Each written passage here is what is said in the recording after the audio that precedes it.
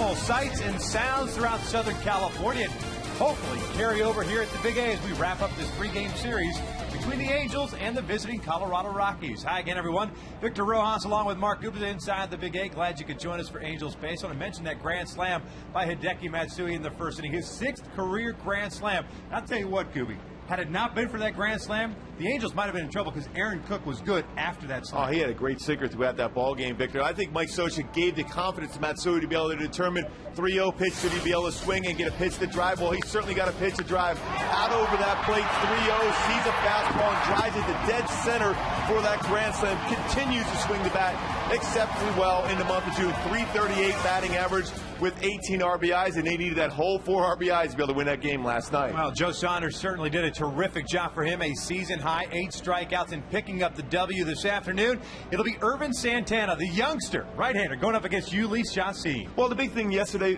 last time out there for Santana, Victor, he went out and pitched. He didn't have his best stuff. His fastball was 92 at best. Slider wasn't as consistent, but he found a way to go 7 innings and only give up 3 runs against the Dodgers and got the W. 6-2 in his last 8 starts, throwing the fastball, establishing inside, get that good tempo going. When he does that, he's very difficult to beat. Look for him to have that electric slider back in business and get some punch-outs. Well, the Angels took 2 of 3 against the Dodgers to start this 2-week homestand, looking to do the same against the Rockies this afternoon on a glorious day for baseball. Sure, you could be out there and be the young Mark Gupta, but you'd rather be here at the Big A. Sit back, relax. We've got lineups at first pitch when we return.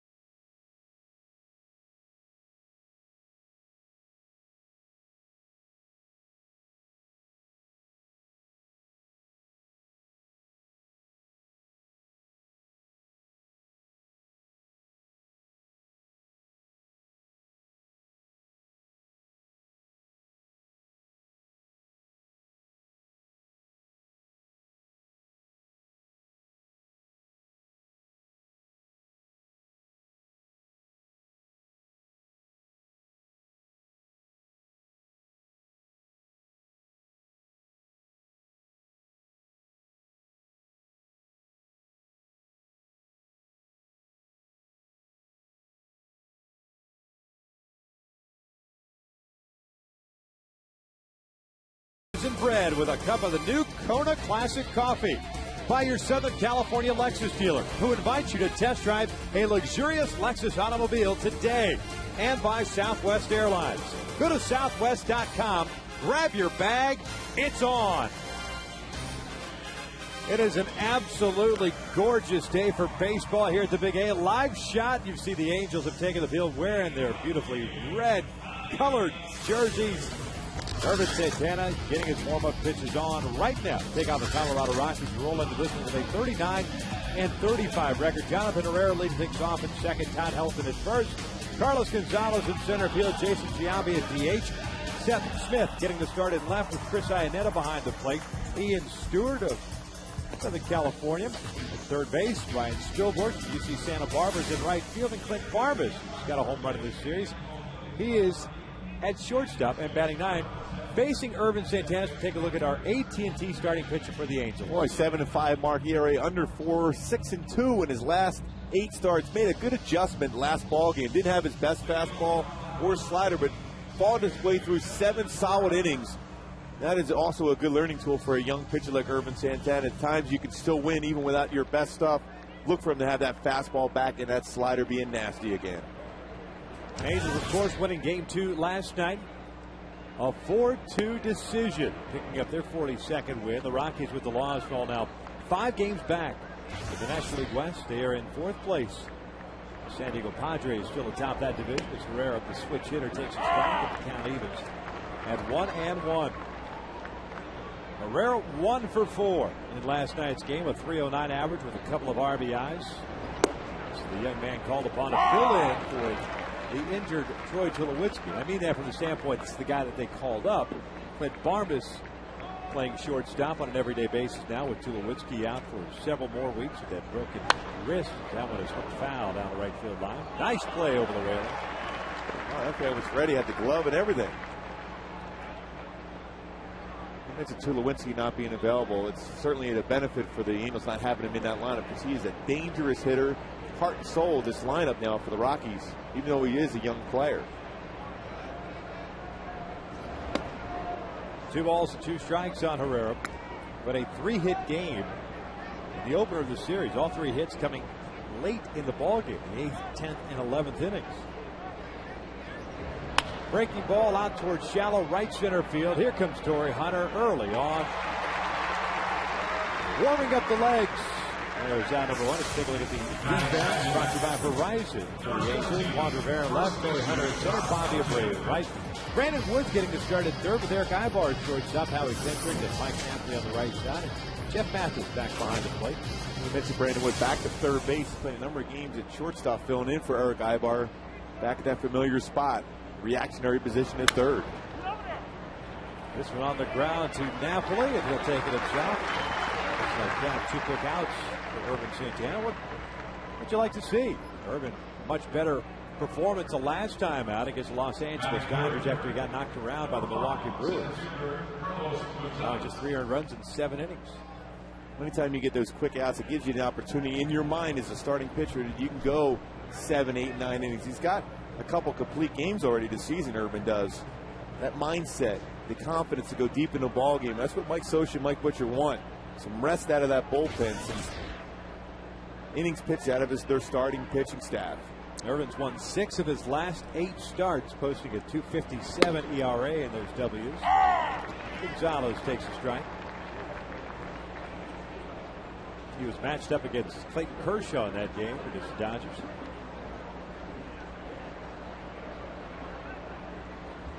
Breaking ball, and that one's hooked down the right field line. It sounded like Gonzalez broke his bat. He'll casually walk toward the dugout. Just leave his bat there, too.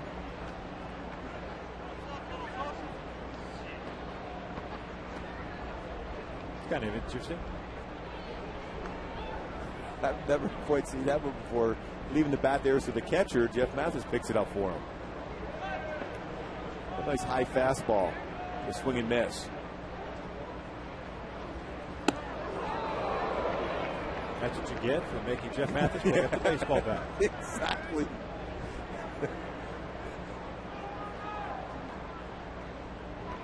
One ball, 2 strikes on Gonzalez.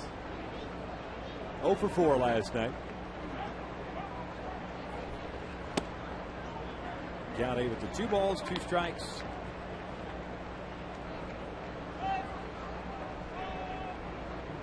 The last of interleague baseball for 2010.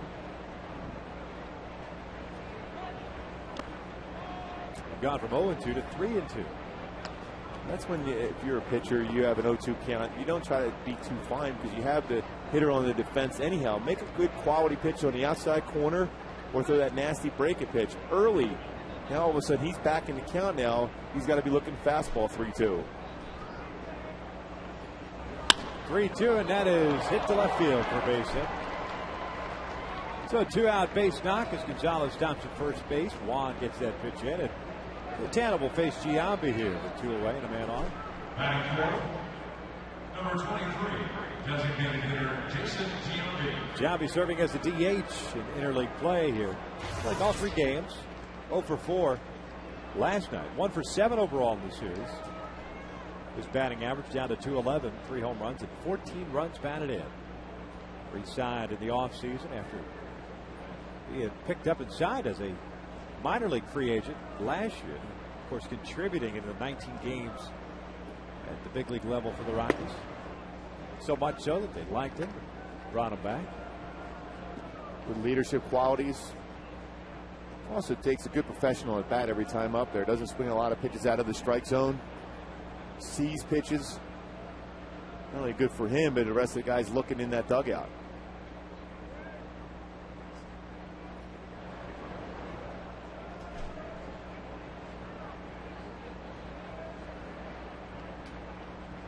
Tim Tracy definitely will have Rocky base runners taking attempts at Ervin Santana. He's allowed 17 stolen bases. Only 2 base runners have been caught against him so far this year.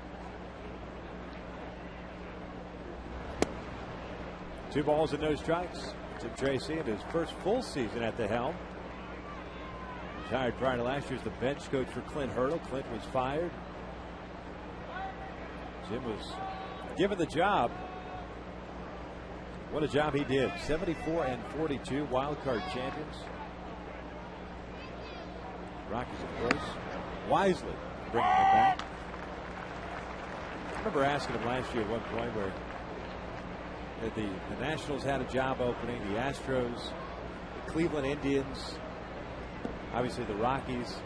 I said to him, do you think your agent might just play the field here and shop your services around? He said, absolutely not. I'm happy right here in Colorado. Juan Rivera makes the catch. 2-out base hit by Carlos Gonzalez. That's stranded at first. Angels coming up. No score here at the Big A.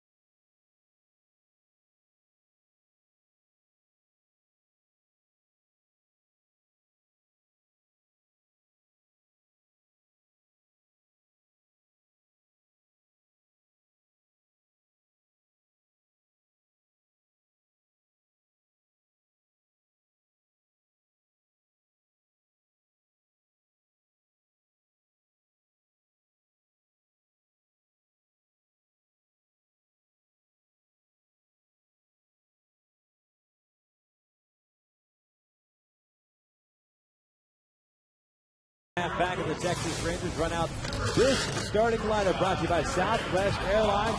Eric Ibar back in the leadoff spot. is at shortstop with Howie Kendrick dropping down one spot at second base. Abreu's in right. Torrey Hunter in center. Hideki Matsui's sixth career grand slam last night. He's DH. Juan Rivera in left. Mike Napoli at first. Jeff Mathis doing the catching with Brandon Wood batting ninth and playing third. Facing the very talented, very young still, 22-year-old from Venezuela, Ulis Chacin. Let's take a look at the Rockies pitcher brought to you by Lexus. Chacin, pretty good ERA when you think about pitching majority of your games in Colorado, 3.56. Good fastball, as you can see right there. He throws it 89 to 93. Curveball, very good slider, and an excellent changeup. Right-handers have a tough time against him, only hitting 194. He's coming off a very impressive start against the Boston Red Sox, which he picked up the W, his fourth of the year. Going 6 2/3, allowing goose eggs. No runs on 4 hits. He did strike out 5, but he also walked 5. He's a guy that can be erratic, as most youngsters are, as they get a feel and comfort level in the big leagues. Ivar tried to bunt that breaking pitch with 2 strikes, and he goes down. It's a strikeout. Round number 1. Let's take a look at the Rockies defensively behind the team. Smith, Gonzalez, and Stillborn from left to right on the infield. You've got Stewart, Varmus on the left side, Herrera, and Helton on the right. With Chris Iannetta, who got to start Friday night. The day off last night, back behind the dish. Afternoon affair. And we talked about Jonathan Herrera. He's done a nice job defensively at second base, filling in for Varmus' spot as he's moved over to shortstop. Showing some good range, ability to be able to turn a double play.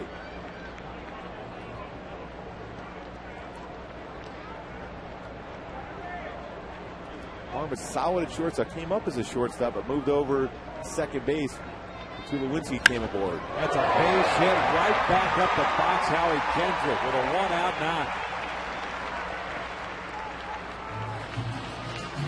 Well, you talk about a consistent swing for a long period of time. Howie Kendrick continues to hit that ball well up the middle, trusting his hands, letting it deep in the zone.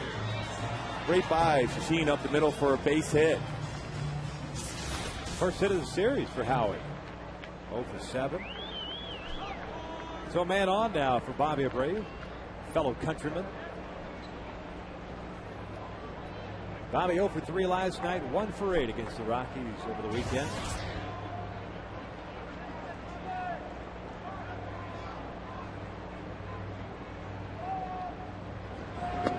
Take the fastball down low. And as we have pointed out, the first 2 games of the series, Carlos Gonzalez in center field, a deep center field. He's got a terrific throwing arm. Well, he plays as deep as center field as I've seen in a long time.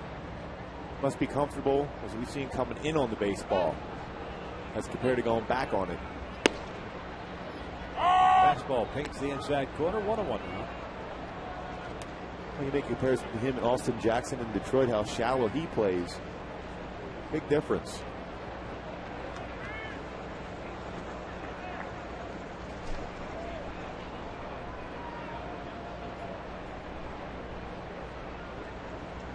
Quick throw over there, and Howie is back.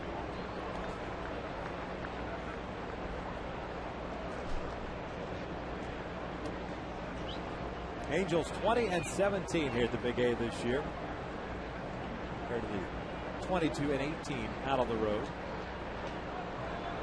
Schedule evening out as far as road and home games with this 2-week home stretch. Bobby swinging through that fastball. It's 1 ball, 2 strikes. And obviously for the Angels, not knowing a lot about Chacin here, is what his out pitches are, how quick he is at the plate. It takes a little bit of time, maybe 1 or 2 times through the lineup before you get comfortable at the plate.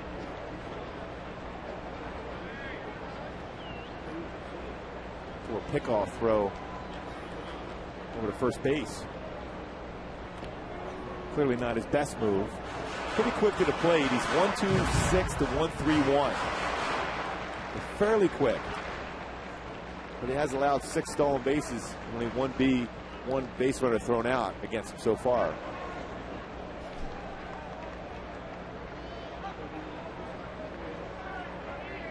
He's ahead of the count on Abreu at 1 ball and 2 strikes. Howie with a pretty good lead at first. Bobby goes down swinging. He's out number 2. 2 strikeouts here in the first inning for Chassin. Jedrick's still at first base. Threw away. Here comes Torrey. Torrey 1 for 3 in last night's game. His batting average is .286, 12 home runs, 53 RBIs. Facing a young man who had stops at 3 levels last year, AA, AAA in the big leagues. Torrey went around the breaking pitch, and it's no balls in his strike. Seen pitching in 9 games with the Rockies last year, getting 1 start. 0-1 with a .491 ERA. Also pitched in the Futures game for the World Team last year in St. Louis. 4th best prospect in the Rocky system at the start of the year.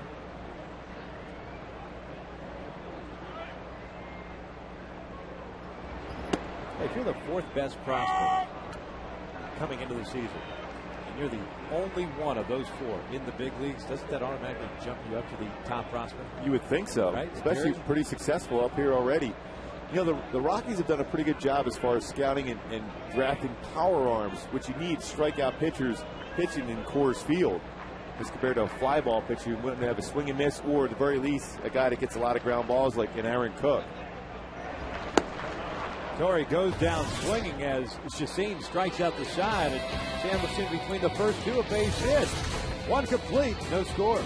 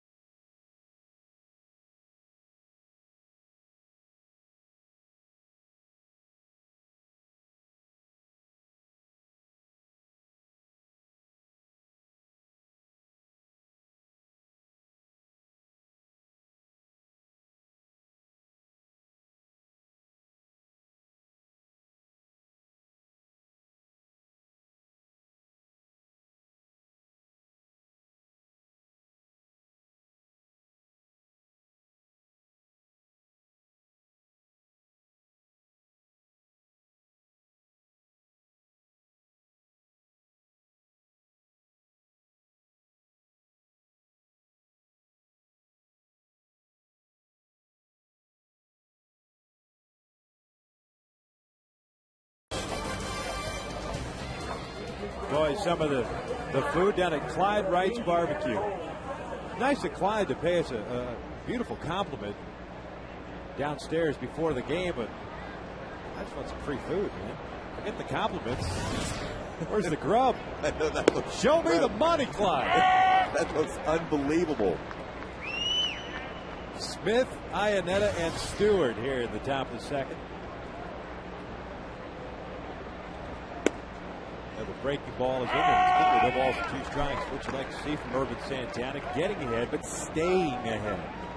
Finish him off when you get to that point. 0-2. Don't just try to force a pitch through. Finish off with great stuff. And he got him with a breaking pitch. Nope, foul. Mathis couldn't hang on to it. So the count remains at no balls and 2 strikes. A nasty breaking pitch again. Just barely got a piece of it. Out in front, fooled by that breaking ball.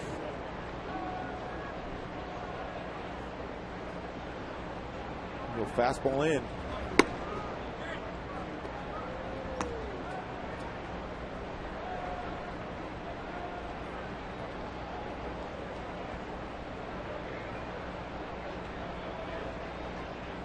The 1-2. Rolled foul. Glenn Allen Hill, Rockies' first base coach. Picking that baseball up and tossing to a fan. What do you wanted a guy? He's the one hit it on that rooftop at Wrigley Field where those bleachers are at right now. Remember how far that one was away? Great power. It was a scary outfield back in the day with Cleveland with him, Mark Whitman, of course, Albert Bell. It wasn't fun when we had a couple bench clearing brawls with him either. They were pretty big.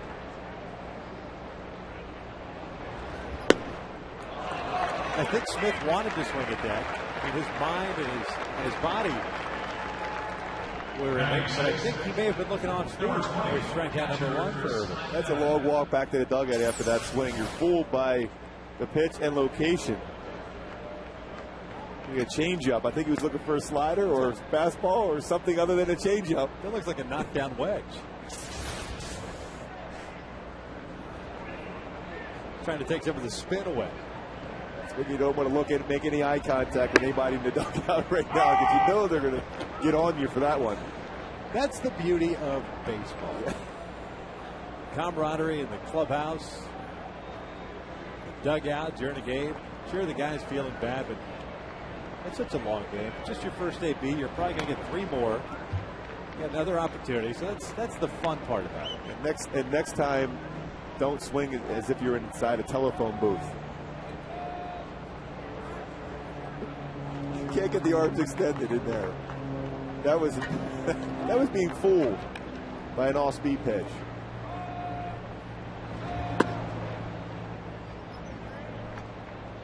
Kind of like UT Rexing it the other day for your wallet, right? Yeah, dude. We were thinking maybe $50-$60 for that cotton candy. It was $186. All of a sudden, my arm got real short.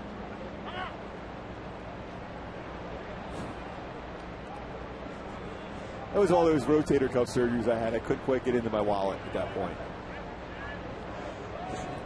Both arms? Yeah, both shoulders? Just in case. They started hurting later on. Called strike 3 on the outside corner. It looks like Brian Rugged has kind of the same type of strikes on the Jerry Lane land last night. He's going to give both pitches that corner. And if you're hitting the spots, that's what you want. A consistent umpire. If you're a hitter right now, you're going to be thinking the lines of, I got to go up there swinging the bat. Hey, the fans didn't come to the game to see you walk anyhow. They want to see you swing. Coming from a pitcher, I love that. So back-to-back strikeouts for Irvin. Here's Ian Stewart. Ian was 0 for 2 in last night's game. A couple of strikeouts.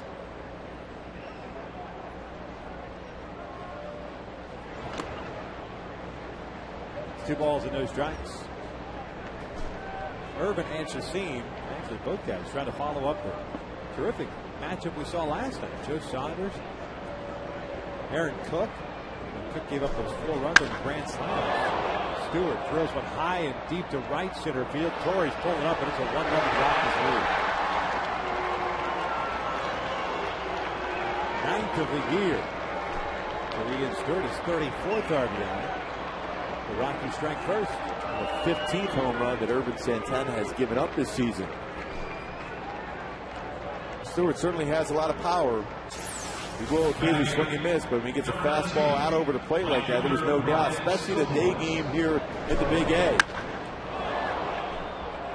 Well, that had some great sound off the baseball bat. You talk about centering up the baseball. Stewart was able to do so.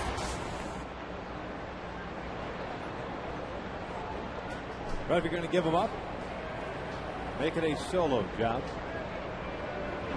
Here's Spilborghs, who takes a strike on the outside corner. Talking about the Cook-Saunders performance last night. Cook going complete game, 8 innings, and taking a loss. Spilborghs pitching out towards left center field. Long run over for Torrey, but he's able to track it down. The Rockies, home run by Ian Stewart, have a 1-0 lead.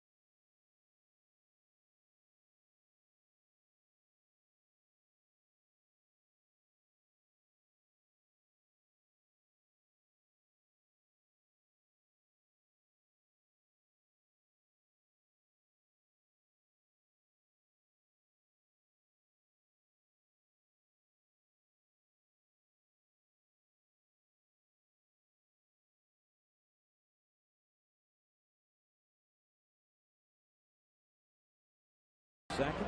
Hideki Matsui, Juan Rivera, and Mike Napoli to face Ulysse Chassin. Delivers a fastball away. That's 1 ball, no strikes. Hideki, of course, 1 for 2 yesterday, and that one was a grand one. Grand slam, his 6th of his career. Major League home run number 150 of his career. Looks like Iannetta got crossed up or just didn't get that arm mixed up. It's 2 balls and no strikes. 3rd time in Angels history, which the victory, the run totals, were all coming off of one swing of the bat. I'm sure not too often in games in general when that all 4 runs scored in the 1st inning too, and that was it on that grand slam. Generally, when you have a pitcher give up a grand slam, he falls apart. So that's why you got to give Aaron Cook a lot of credit for coming back like he did. Chassin falling behind at 3 balls and a strike. If that name sounds familiar, Chassin, it's because there is another pitcher by that last name, Gustavo Chassin, formerly the Blue Jays, now with the Astros.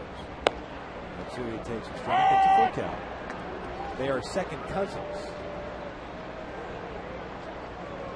Both hailing from Maracaibo, Venezuela.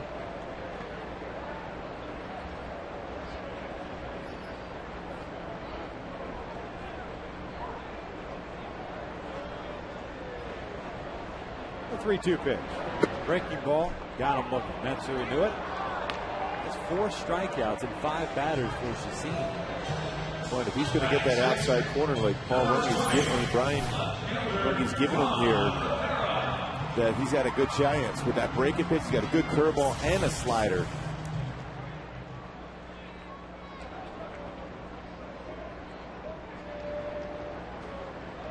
The reality of it is Rivera steps up now. If the Rockies can continue to develop Chassin to go with Ubaldo Jimenez.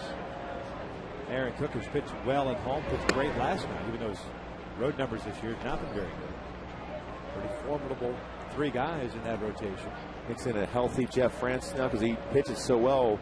Mix him in between those hard-throwing right-handers. It's a great staff they have working. The tapper foul evens the count at 1 ball, 1 strike. Bob Apodaca goes to Colorado. Look at that team ERA keeps going down by half a run. It's impressive. The mindset is being aggressive, not walking batters, and that's the big thing with Coors Field. Even though the humidor helps out, not as many home runs hit, the more base runners you have on base, better opportunity the other team's going to score. 1 ball, 2 strikes. Jeff Francis got to start Friday's game. Went 6 in the 3rd, gave up 3 runs, 7 hits. Did not factor into the decision.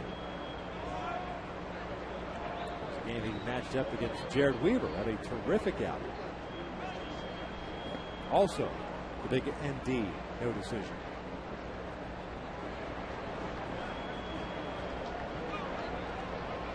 One-two pitch. Outside. Iannetta thought it was strike 3. He was getting ready to throw the ball down to Ian Stewart. That was an odd sequence right here. Fastball that had to reach across the plate to be able to catch that. He thought it might have been the strike. I think. Or maybe Runge called it a strike but didn't put the hand up. Exactly. 2-2. Down low. Full count. I think that's exactly what happened. I think he may have verbally said strike and then changed his mind because the way Rivera looked back at him and the way Iannetta came out to throw the ball would lead you to believe that. That pitch looked like it was down, and when you have a catcher reaching across the plate like that, even though it might have caught the plate, most times it's going to be called a ball. Rivera fouling that one. Count remains at 3-2.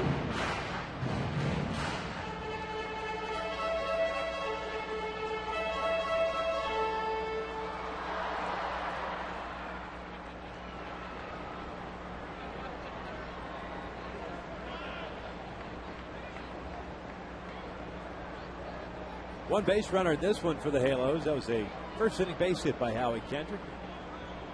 Remained at first.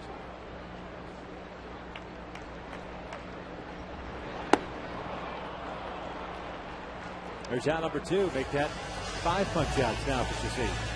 We're talking about 2 young right-handed pitchers with great breaking pitches. Irvin Santana and Chassin showing an outstanding breaking pitch. 3-2 to Juan Rivera off the outside corner. Some bad swings against him so far in this game.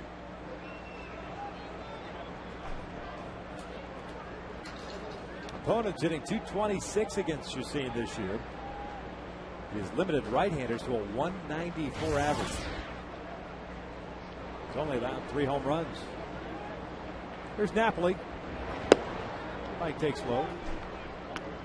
At some point, he's going to allow his position players to make a play in the field, I would think. 5 strikeouts already.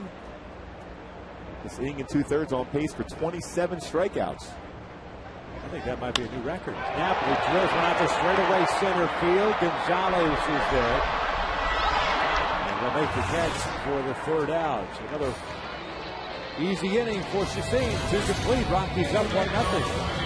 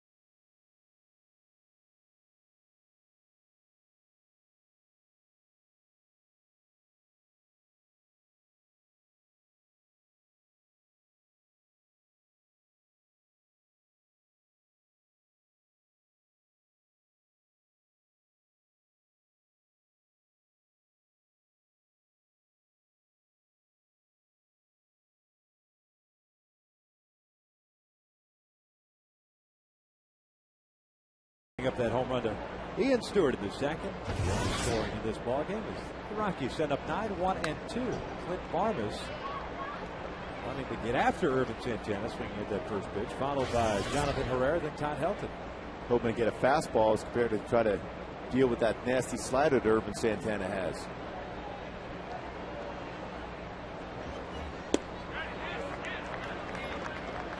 No balls and 2 strikes. Barmas 1 for 3 yesterday. It was a home run in the 3rd inning off Joe Saunders, one of the 2 runs that he allowed.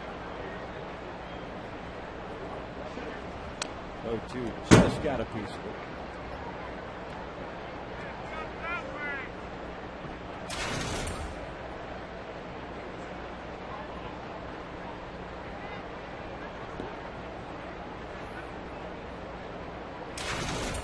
Another 0-2. This one was tap foul to the left side. Barmas filling in at shortstop for Tulowitzki, who was hit on the wrist. The Rockies were playing interleague action against the Minnesota Twins a couple of weeks ago. They're saying 4 to 8 weeks. Obviously it goes to what the pain tolerance Tulowitzki may have. And I would believe that he's got a pretty good threshold for pain. That fastball is a called strike 3 on the outside corner. How about that strikeout call by Brian Runge? I like it. I like it being called on the outside corner. I like the sequence too for Irvin. Right on the corner fastball.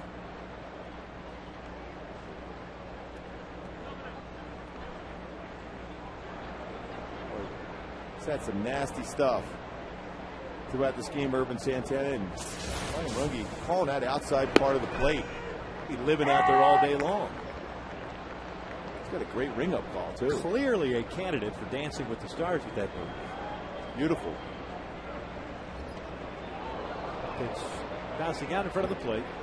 It's 1 ball, 1 strike on Herrera. Who was the old movies, the Naked Gun? When Leslie Nielsen had that good ring-up at the plate.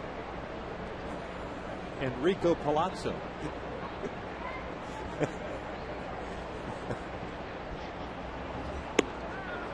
On the corner. 1-2. Come on, Urban, hit that same spot again. Want that ring up. Now, if he moonwalks it. I'm going for about 3 innings. 1-2. Inside, 2 balls, 2 strikes.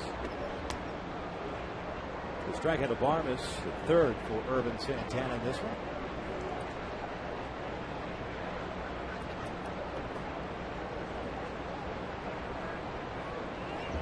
Breaking ball towards short. Ibar's got it. Good job, number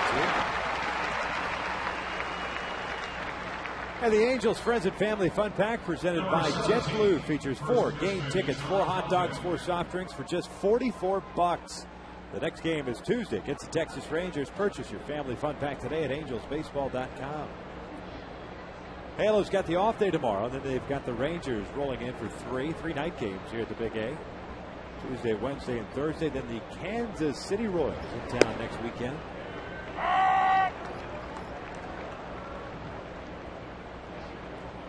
This is a Kaiser Permanente Family Sunday. There's a lot of kids. They get a chance to run the bases after the game. Helton has a 1-1 count on it.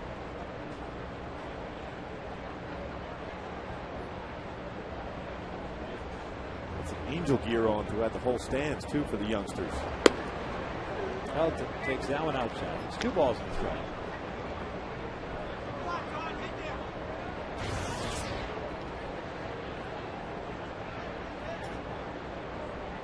Todd grounded out to Napoli in his first plate appearance.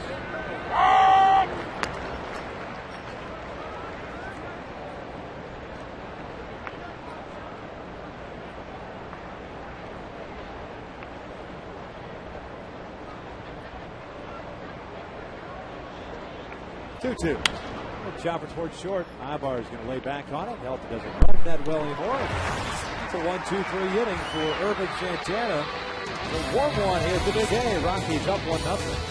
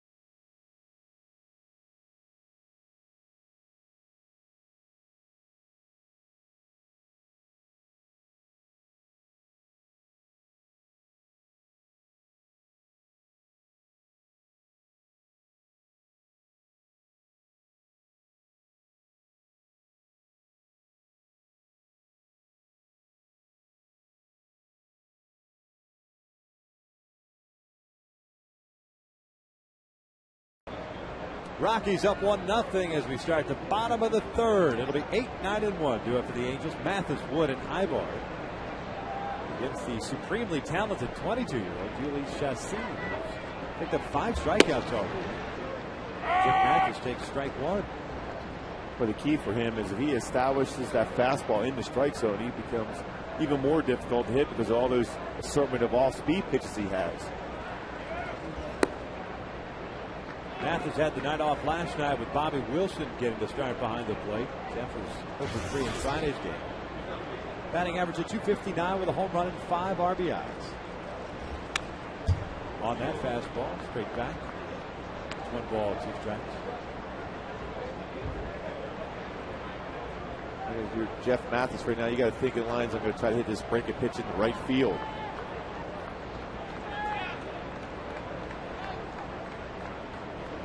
He's coming fastball inside. Didn't miss by much. 2-2. So is that a pretty good indication that Brian Runge is going to give you the outside corner, not necessarily the inside?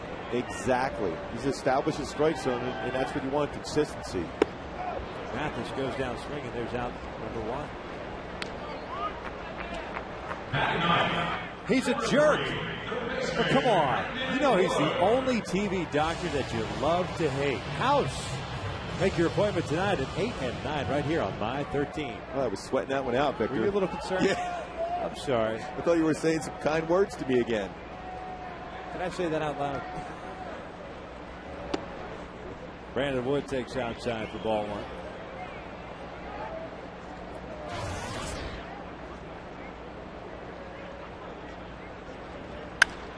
Brandon hitting it well toward right field, chasing Spielborg's back at the warning track at the wall. He makes the leaping grab for the second out of the inning.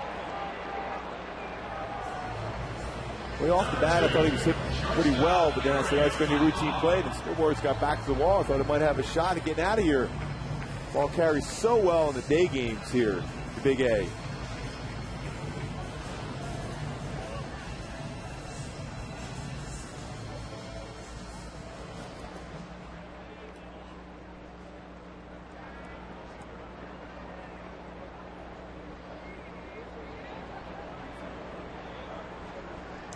Here's Ibar, the leadoff man, swinging at the first pitch, and he fouls it into the dugout.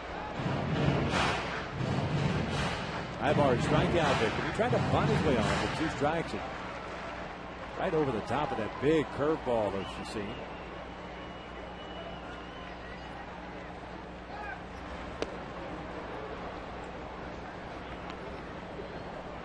No balls, 2 strikes. Now, a second look at Shashin for the Angels batters. First 9, he had 6 punch outs.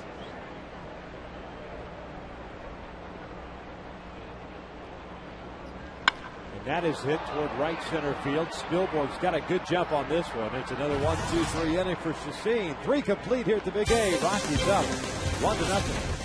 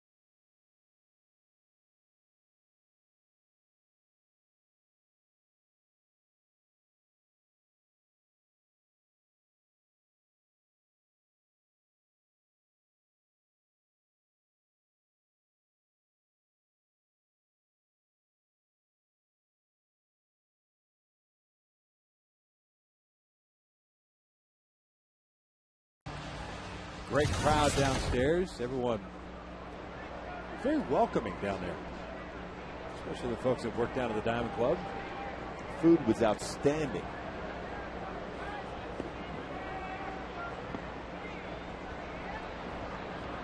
Urban Santana trailing this one 1-0. Facing Carlos Gonzalez, who takes a break the ball down low. Gonzalez had a 2-out base hit in the first inning, so a 1-for-1 game thus far. Guy that likes to sit dead red. Good fastball hitter. The inside corner evens the count at 1-1.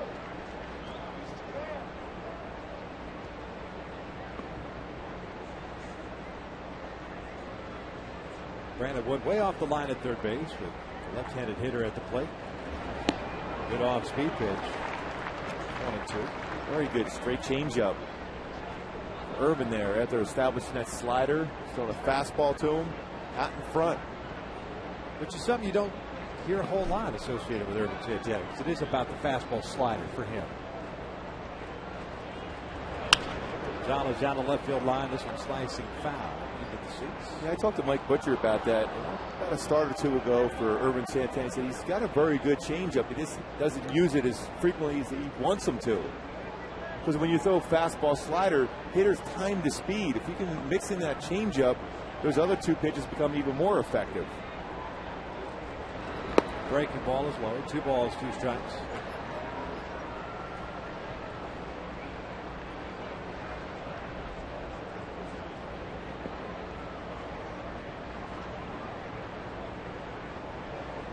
A 2-2. Off speeders pulled, and it's past Mike Napoli into right field. Second hit of the game for Gonzalez. Bobbled out there by Bray, but Gonzalez stays at first, and that's a leadoff single for Colorado. Hey fans, all fans in attendance this Wednesday will receive a free Joe Saunders bobblehead doll, courtesy of Banco Popular. Cheer your Halos on to victory against the Rangers and get that free Saunders bobblehead. Why not? Especially after the performance Joe put on yesterday's game. That's how good he looked right there. Snapping that breaking pitch off the lefties. A couple more days away. What a season high 8 strikeouts for Joe. There's Giambi. Gonzalez breaks for second and stays there. Snaps her to first. They almost get him. Mathis alertly snapping it back over to first base. There's no question Gonzalez is going to try to steal a base in this sequence. Just barely gets the hand in before Napoli applies the tag. Alertly to the outfield side of the bag. I like what Napoli did. Snap that tag, try to knock the hand off the base.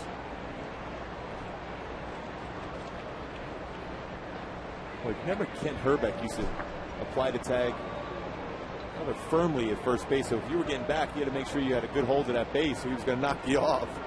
Even in that World Series game against the Cardinals, what was it, Ron Gant? Basically picked him off the base and they got the out. 1 ball, 1 strike on Giambi. With a fly ball to left field to end the first inning. 0 for 1 today. You have to pay attention to Gonzalez. Since the Rockies don't run that much overall, Gonzalez is their team leader in stolen bases with 10. Urban has had problems holding base runners. The 1-1. Giambi fouling this one to the left. 1-2. The thing for Urban to do is just to hold the baseball like that. Freeze Gonzalez. Don't let him get a running start as far as trying to steal a bag.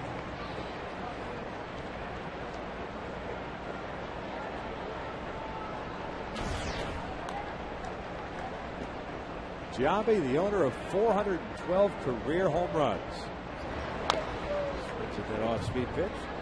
Rolls it foul, so the count remains at 1-2.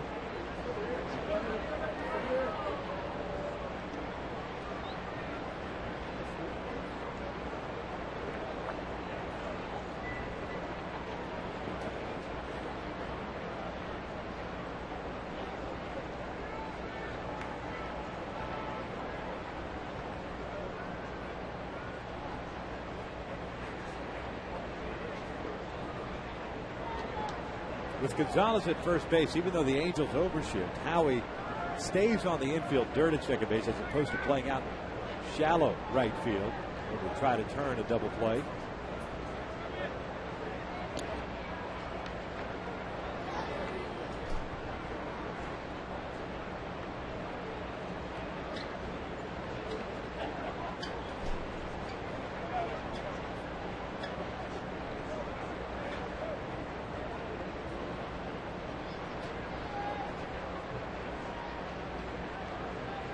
One-two, fastball high.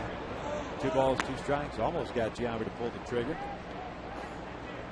Quickened up his delivery too. Instead of holding the baseball, it was quick to the plate, slide step. Well, the timing of a hitter off too, and the base runner. You don't see quick pitching too often anymore. No, you don't. Even remember Jim Cott was very good at that. Gonzalez goes. This one line to left field. Rivera coming on to the sinking line. It can't handle it. And it gets past him, so Gonzalez will score. Giambi will stop at second. It's 2-0 Colorado.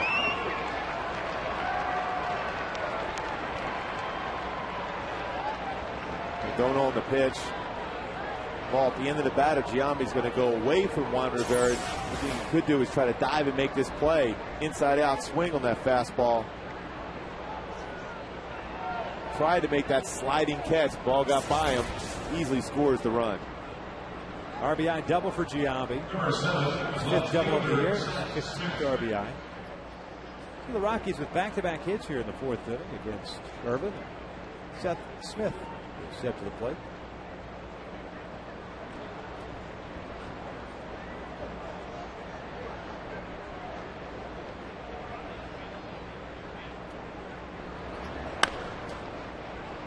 Smith, a strikeout victim in the 2nd inning, is 0 for 1.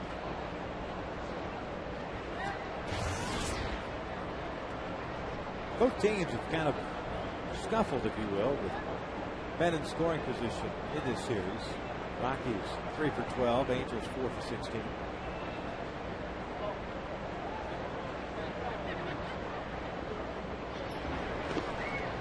This is the dirt. Giambi's trying to go to third. Off balance. Giambi has gone down. Thank you very much. There's out number 1. Good job by Jeff Mathis. Had a chance to play quarterback at Florida State. You can see that kind of move and that type of agility he has when the ball got away in the dirt. Did a nice job of, first of all, blocking that pitch. Then reading, making that strong throw on the move and getting Giambi at third base. A big out for the Angels and Irvin Santana there. Great throw.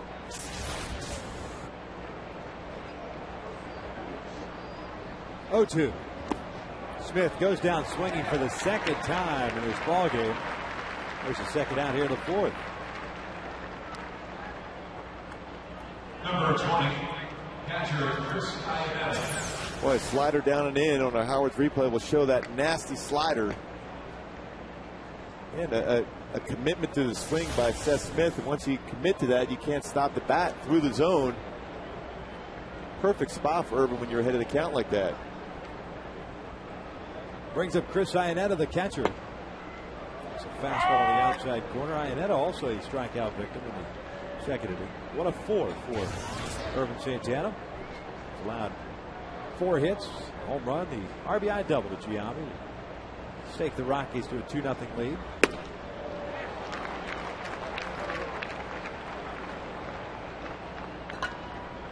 Two fastballs, 2 strikes. Got to go right after him again. Same pitch.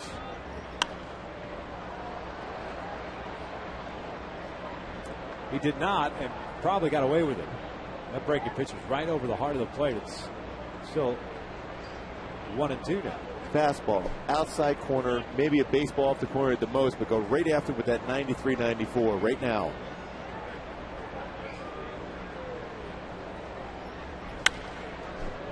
Sky down the right field line. Late on that fastball. I said 1-2, but 0-2.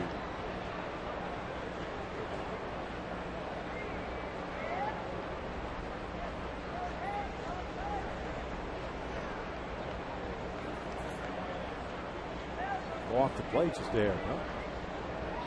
And he got him with a breaking pitch. So 2 strikeouts to end the 4th inning, but Irvin gives up the RBI double to Giambi. The Rockies have a 2-0 lead.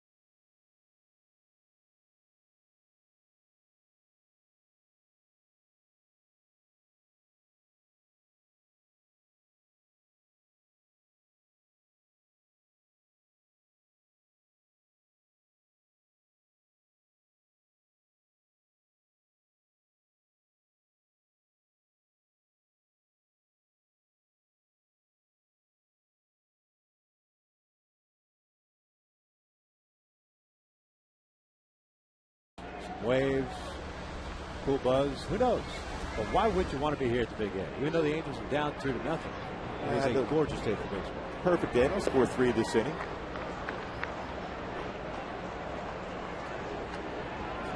Kendrick, Abreu, and Hunter here against the sea. Big crowd here today, too. Absolutely.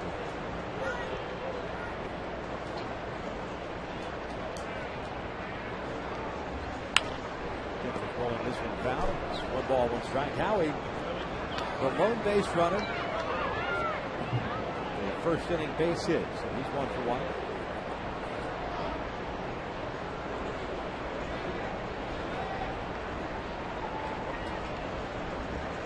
Breaking ball is in there. 1 ball, 2 strikes. That is a pretty good curveball right there. Well, he doesn't overthrow that pitch either. Stays within his mechanics, gets over that front leg to allow better leverage to be able to snap that breaking pitch. Howie bouncing this one up to third base line, foul. Chacin has pitched better on the road than he has at Coors Field this year. In Denver, a 2-3 mark and a 4.80 ERA. Out on the road, 2-3, 2.35. So perhaps Chacin still trying to get used to the thin air. Had a pitch at Coors Field. 2 balls, 2 strikes. One thing I remembered about pitching there in Coors Field and in Denver is your breaking pitch isn't quite as sharp in that air. Same thing you see even in spring training games. In Arizona? In Arizona. I mean, that's why you see the high numbers of runs scored as compared to down in the Grapefruit Lake in Florida. Kendrick goes down swinging for the first out here in the 4th inning. Hey folks, wear your red, support your Halos, and let's show the Rangers how the West will be won in 2010 when the Rangers come to town to the Big A here on Tuesday. 3-game series for ticket savings up to 50% off during this series. Or for more information about this American League West showdown, visit angelsbaseball.com. You see the matchups there. Scott Feldman, Noel Pinheiro, Colby Lewis, Scott Kazmir, C.J. Wilson, Jared Weaver. Good pitching matchups throughout all 3 games. A pretty confident bunch the Rangers are right now. And why not, considering they've just come off a 10-game winning streak. They lost Friday, but they beat the Astros last night.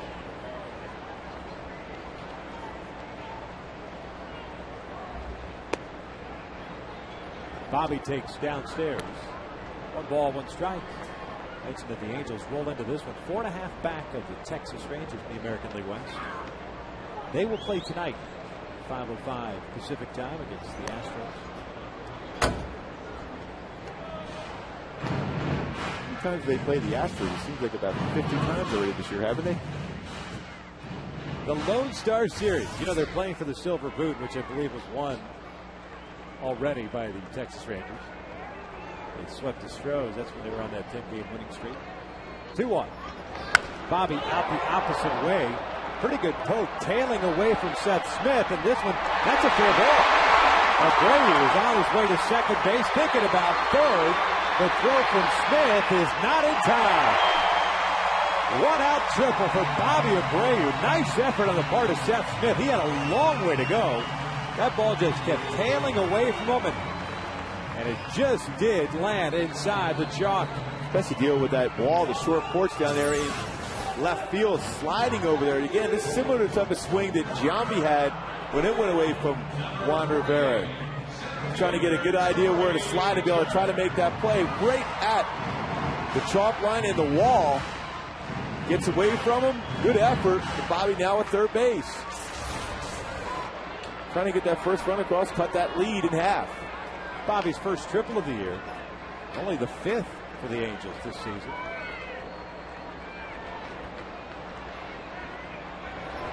Torrey takes inside. I was watching that replay. Bobby coming out of the box. I know it's a left-handed batter. You're not sure if that ball's going to be fair or foul. I'm curious if he was busting it like he was between second and third, if he has a chance for an inside-the-park home run. I was just thinking the same thing. Breaking ball is fought off. It's foul on the first base side. It's 1-1. That's a pretty good opposite field power right at the foul pole, right on the line, just below the wall. It's 330 the other way.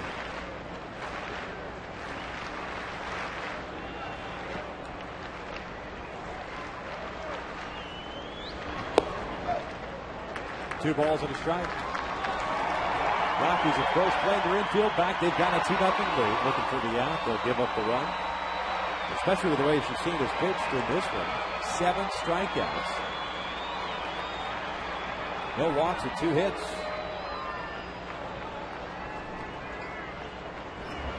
This was on the ground foul. Torrey was one of those strikeout victims in the first. 8 for 1 today. Torrey, you just got to try to put this ball in play. Preferably if you're going to make it out, ground ball to short or second. In the first base side, they're going to give you that run.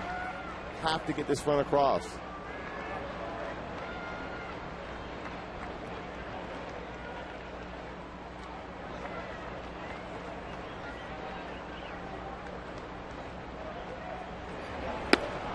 Torrey goes down swinging for round number 2. That was a true slider out there. A lot of curveballs he's thrown. Chacin so far. It's a big strikeout of Torrey Hunter. What is a nasty slider? Just a short break to it at 83 miles an hour.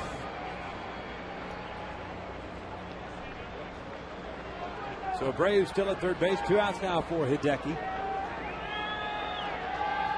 See the 8 strikeouts, now 1 shy of his career high, 9 that he set earlier this year against the Arizona Diamondbacks. He makes in a straight changeup there.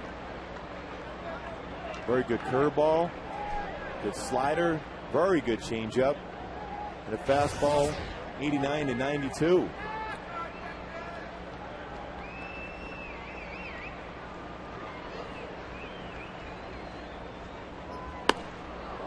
One ball, 1 strike.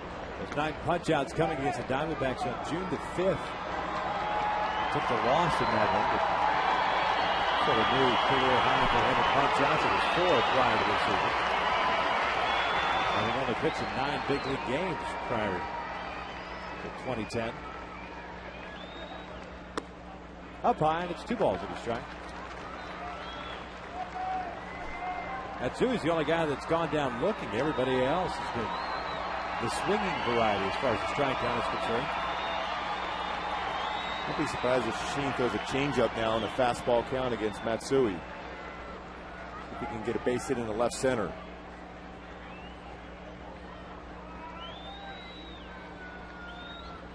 That's a base hit into center field. That will get the Angels on the board. RBI knock for Matsui. It's 2-1 Rockies. Continuing to swing the bat well in the month of June. Matsui has now 19 RBIs in the month.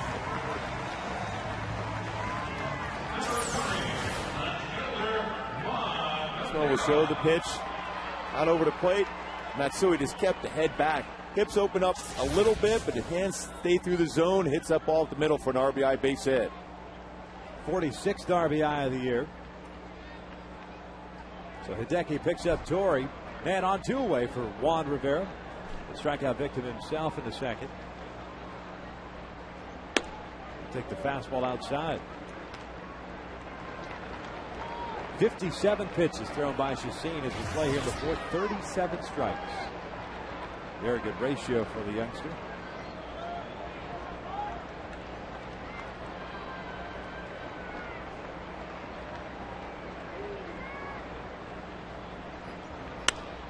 Juan, it's a little lazy fly ball down the right field line. Scoreboard can't get it. It falls with a foul ground. It's a 1 ball, 1 strike count.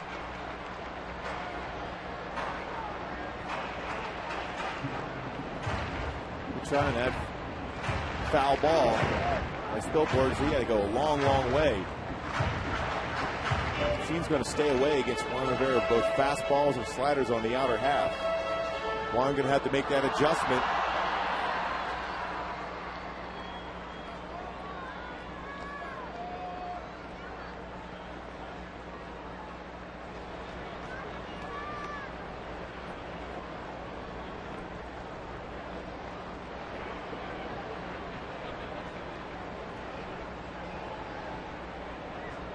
One pitch.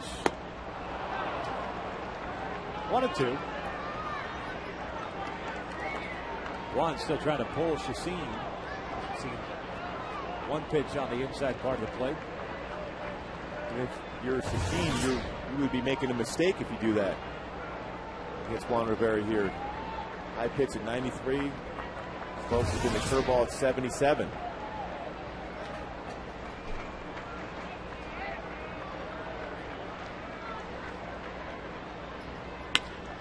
And he rolls this one over to third. Stewart bobbles it. Rivera legs it out. Helton tried to sell it. I was just going to say that Helton tried to get off the base quicker.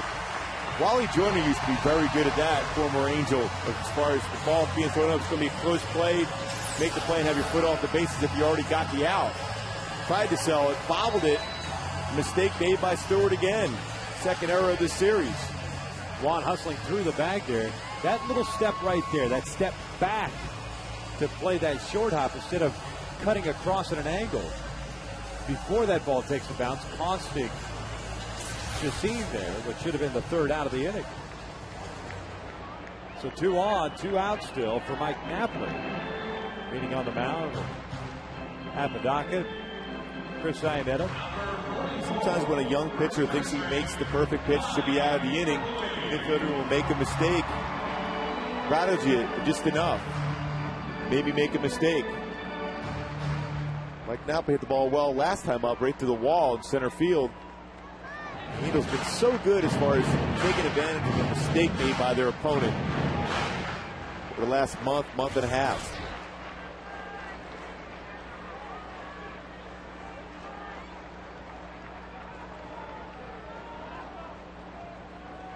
Matsui at second, Rivera at first.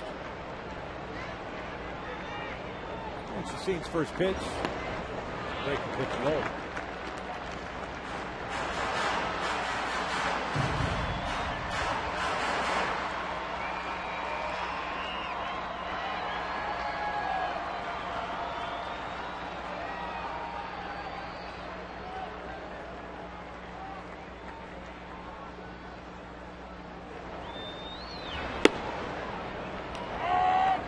Count of 1 ball, 1 strike. First inning, of course, Chacin has been extended in this ball game. Faced 4 batters in the first inning. Now facing the 6th batter here in the 4th. for a total of 37 pitches in the first 3 innings. Here in the fourth, he's thrown 25 pitches.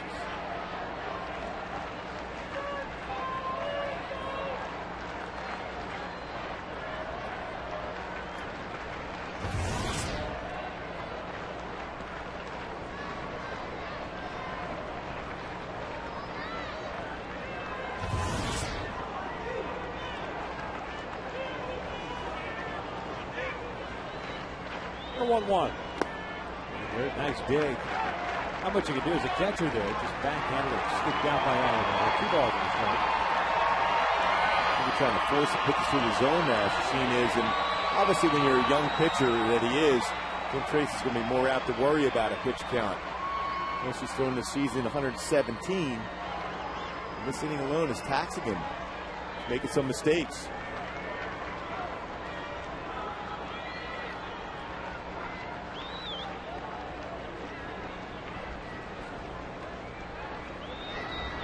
Breaking ball sky high and deep to left field. Smith at the wall. Gone! 3-run Jimmy J by Mike Napoli. And the Angels are on top 4-2.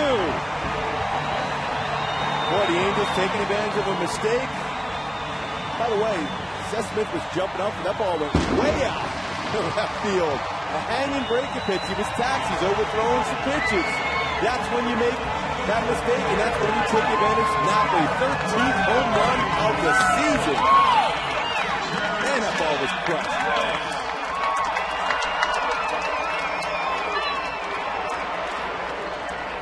That is the best player in baseball ever. Now the team leader in home runs with 13. And over the 30 RBI threshold. He's got 31 runs batted in now.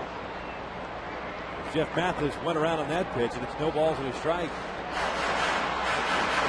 2 very good swings in the game so far for Napoli against Machine. One dead center that Gonzalez was able to track down, and that one way out for a 3-run homer.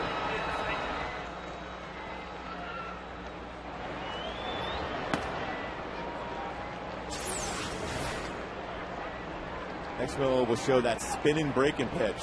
Got a lot of the plate. Got a lot of sound and some distance. Mathis chasing the breaking pitch. It's 1 ball, 2 strikes. There's our One West Bank play of the game.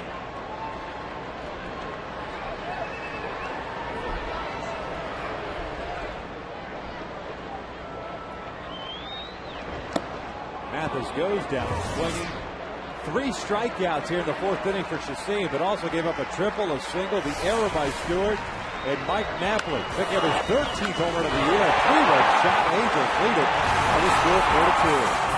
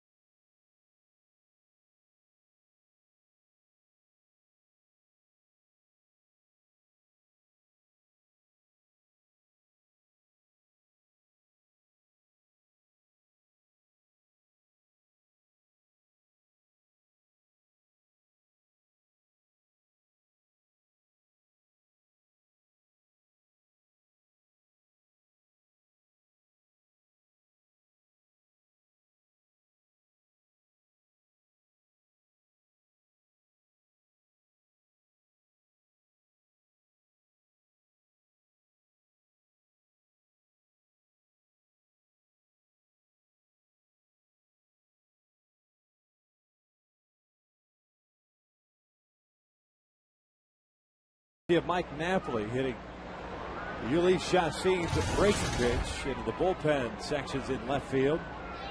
13th home run of the year. Of those 4 runs, 1 earned against Chassine. Down with a janked foul.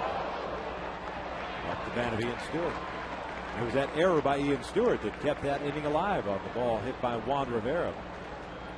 It should have been the 3rd out of the inning. Pretty much a routine play. Unable to make it. He just took advantage. Fastball inside corner, 2-2. And Chassine, by the way, has now tied his career high for strikeouts. He's got 9 punch-outs in 4 innings. Definitely has impressive stuff. But he's also behind 4-2 right now with that one bad pitch, that breaking pitch over the middle part of the play was down. They got a lot of the plate against Napoli. 1-2, and that's hit well to deep left field. Rivera tracking it. And make the catch for the first down here in the 5th inning. Stewart hit that home run to put the Rockies up 1-0 in the 2nd. With this fly ball out now, it's now 1-for-2. It brings up Ryan Spilborghs, the right fielder. Irvin has 5 strikeouts, no walks, having allowed 4 hits. A run in the 2nd and a run in the 4th. Spilborghs was a fly ball victim in the 2nd inning, so he's 0 for 1.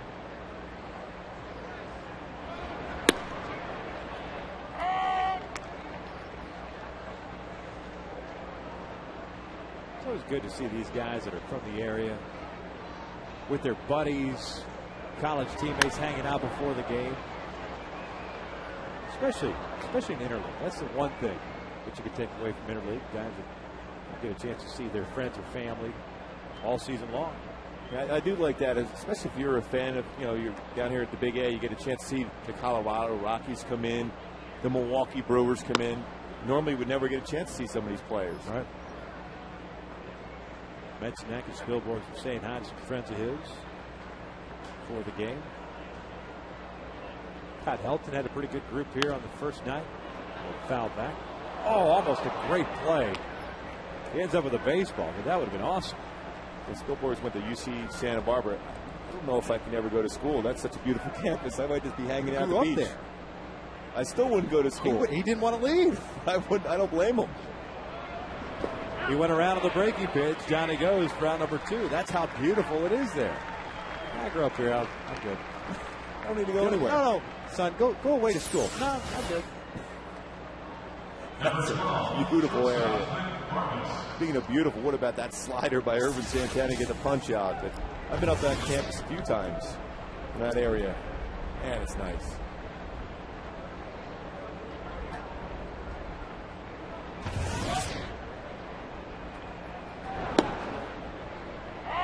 Clint Barmas takes a strike. Barmas struck out looking in the 3rd innings. He's 0 for 1. Takes that breaking pitch on the inside corner. It's 0-2.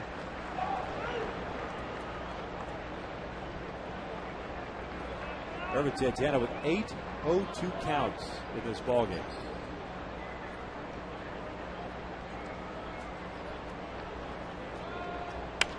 Barmas reaching out and flipping now into center field. That's one of those pitches as Irvin talking to himself.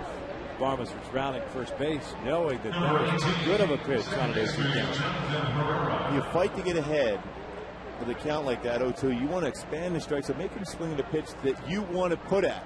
You don't want to give a pitch where you get any of the play because he's in protect mode, is trying to put in play. Didn't hit that ball hard, fought it off. Got it into center field.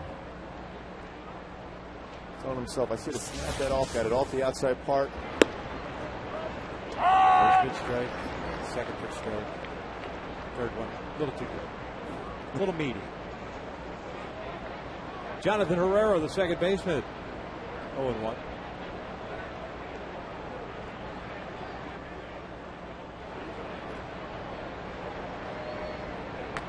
Herrera is 0 for 2 today with a fly ball to center, a ground ball to short.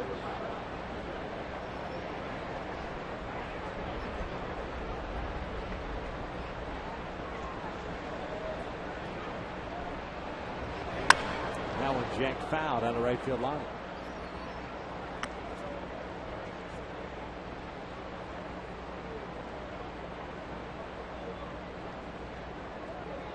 Again, 0-2. Herrera's done a pretty good job as far as making adjustments on all speed pitches. Coming with a slider, trying to get that down and in. He wanted to. Irvin was pointing down third base to see if Jerry Lane would call that. Tried that a few times. Doesn't seem to work. When you're a pitcher pointing over to third base or first base umpire, they generally don't even look at you. You need it from the catcher and, of course, the home plate umpire for the appeal.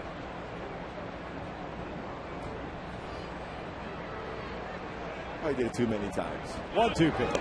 Break him on the dirt. Runner goes. The third out is in time.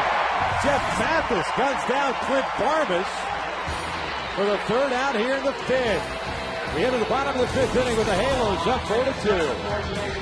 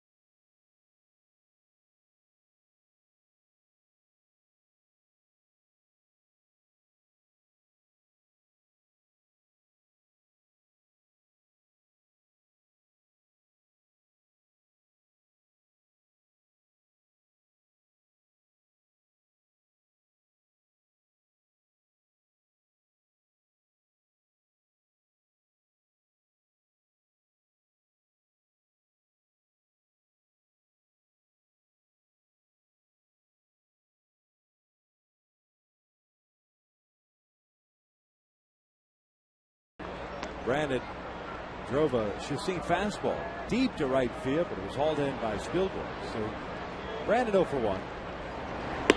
Swings through the breaking pitch. That evens the count. Brandon getting to start back at third base. Derek Ibar back in the lineup.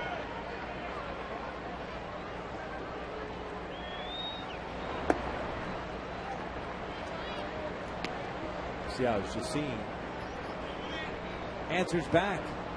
3 strikeouts in that fourth, and it gave up 4 runs, 1 earned.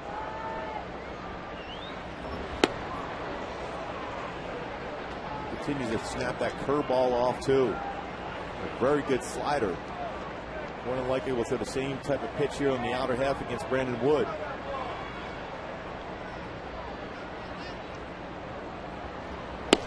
Fastball missed outside. Chassin thought he had it.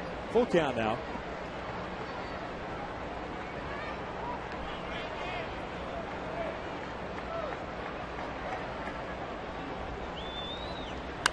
Brandon fouling that one back.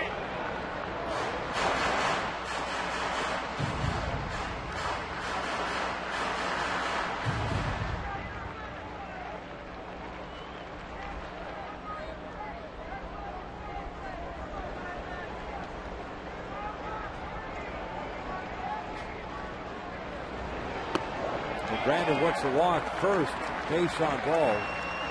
Issued by Chassin, a guy that has at times scuffled with his control. That has not been the case today by any stretch. You see the jersey with the number 88 on there. That's in honor of Kelly McGregor. president of the Colorado Rockies, who passed away earlier this year, along with the jersey that the Rockies hang in the dugout. They've got the KSM for his initials on every one of their jerseys. All-time great guy, longtime member of that organization. So young, too.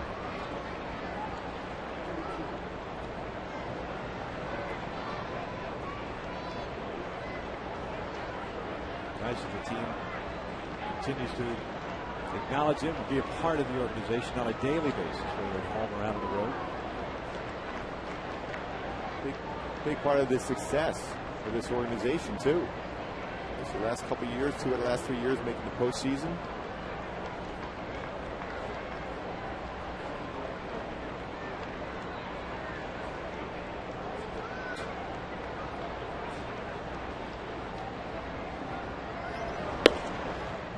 Ibar takes the pitch outside, and it's 1 ball, no strikes. Talked about getting to see Shashin better the first time through. Just was dominant. Just 1 hit, 6 punch outs, but the second time through, 3 hits. They got 4 runs. Still, the strikeout total's been there, but not as consistent. They're seeing the ball much better, getting better swings at them. Laying off that tough, nasty breaking pitch in the dirt.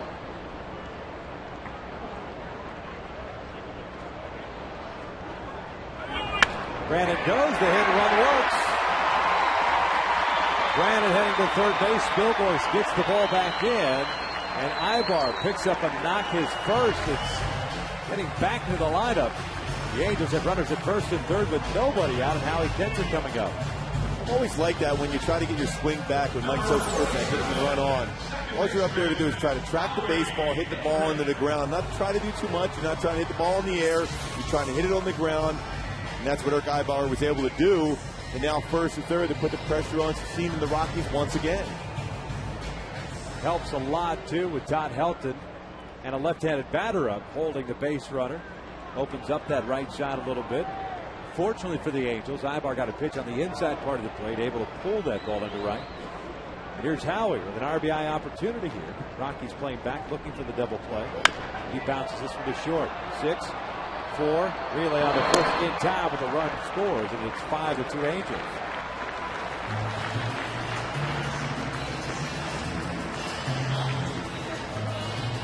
It's a manufactured run. Brandon Wood had a pretty good at bat. Got off the top of the pitch, gets a walk, goes to third on the hit and run, and then scores on the double play ball. And obviously, Howie wanted to get an RBI. Doesn't get an RBI in a double play. The reality is the run is across. Now a 3-run lead for the Angels.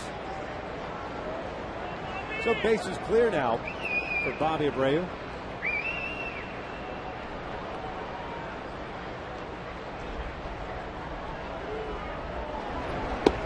Take a break, the ball in for the strike. Bobby had that 1-out triple, slicing triple down the left field line. Came around to score the first run for the Halos in the 4th inning.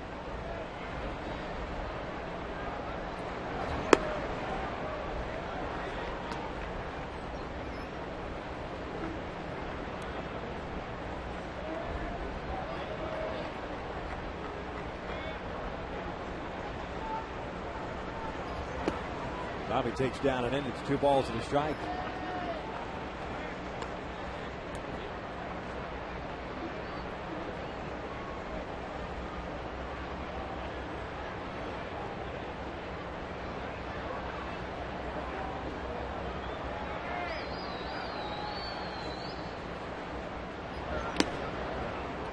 Chasing that fastball down and in. It's 2 balls, 2 strikes.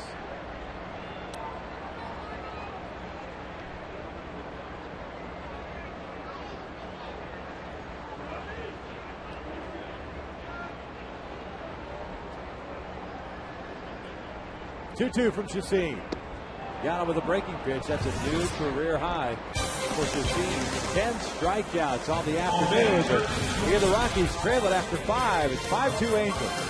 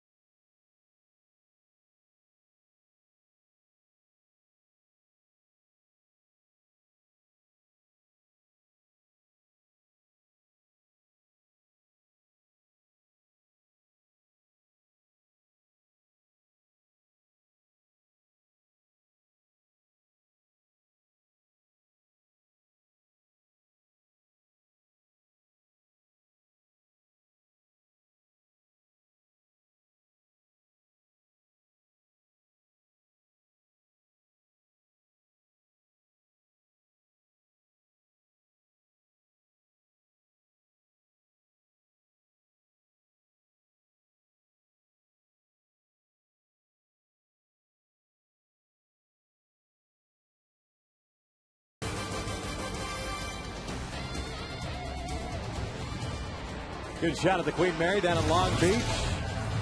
It is 5-2 Angels. Going to take care of the mound now. Santa Ana came out to warm up and had some issues near the rubber, not the landing area, but the push-off area. So they will try to rebuild that. Give Irvin an opportunity to get some warm-up tosses off of that once they are done.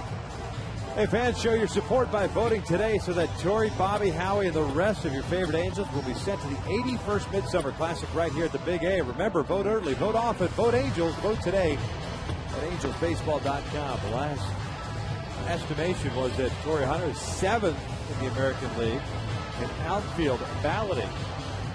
8-year-old Carl Crawford. Is Crawford still hurt? I know he hurt his, came out the other day with a shoulder problem, left shoulder. Josh Hamilton, Nelson Cruz of the Texas Rangers.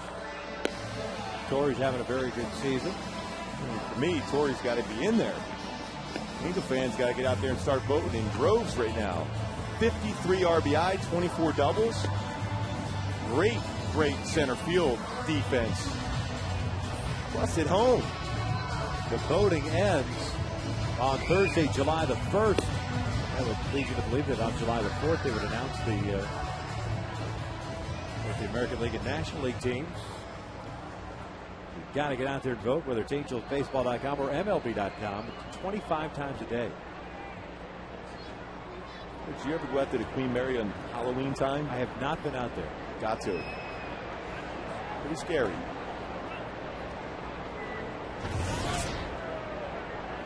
Top of the 6th inning, 5-2 Halos. Jonathan Herrera leads things off. He was at the plate with Clint Barnes, was thrown out by Jeff Mathis to end the 5th. Snowballs and a strike on Herrera. And Jeff Mathis made 2 outstanding defensive plays today. In my opinion, the play of the game, really, that play where he throws out Jason Giambi at third base. He's at second base. The Angels are down 2-0. Pitch in the dirt, makes the play, makes a strong throw to Brandon Wood and gets him out. More than likely, he gets around and scores 3-0 deficit. I was just going to say, you could make an argument that kind of crushes any opportunity for the Rockies to expand on that 2-0 lead. Herrera. It's a lazy fly ball into foul territory. Brandon Wood, the glasses gleaming, makes the catch for the first down here in the 6th inning. Number 17, first baseman, Todd Helton. And it wasn't one of those pitches in the dirt that got away extensively. I mean, it was nearby. It was in the vicinity. And Giambi, perhaps, I don't know, maybe watching a little World Cup downstairs before coming after the ball game, thinking he had a little burst of energy, burst of speed to get to third base. He's gone down for the first down in that 4th inning, and then Irvin struck out Smith and Iannetta. Well, the thing is with Jeff Mathis, he's so quick behind the plate. Most catchers don't get that first initial quick step like Mathis is able to do. Bounce out, then made the throw on the run. Gets him at third, and of course then he threw out Barmas there at the end of the last inning.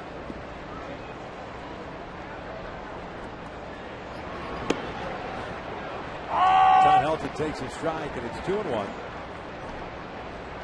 Rockies first baseman 0 for 2. Ground ball to first and a ground ball to short.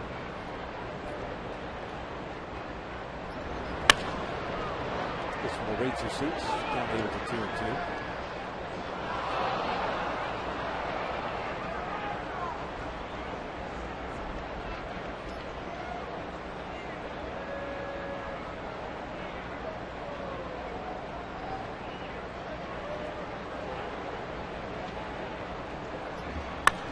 This one is popped up. Eric Ibar, the shortstop, is out there. Makes the catch for the second out. No problem. Here in the 4th inning, you see that pitch in the dirt. Bounces on it. Mathis on the run. Perfect throw to Brandon Wood. You see how he was able to do so. Quick release. Like he was a quarterback going to Florida State. Another breaking ball in the dirt. Quick catch and throw. That was a tough pitch to be able to catch and then make the throw to get Barmas.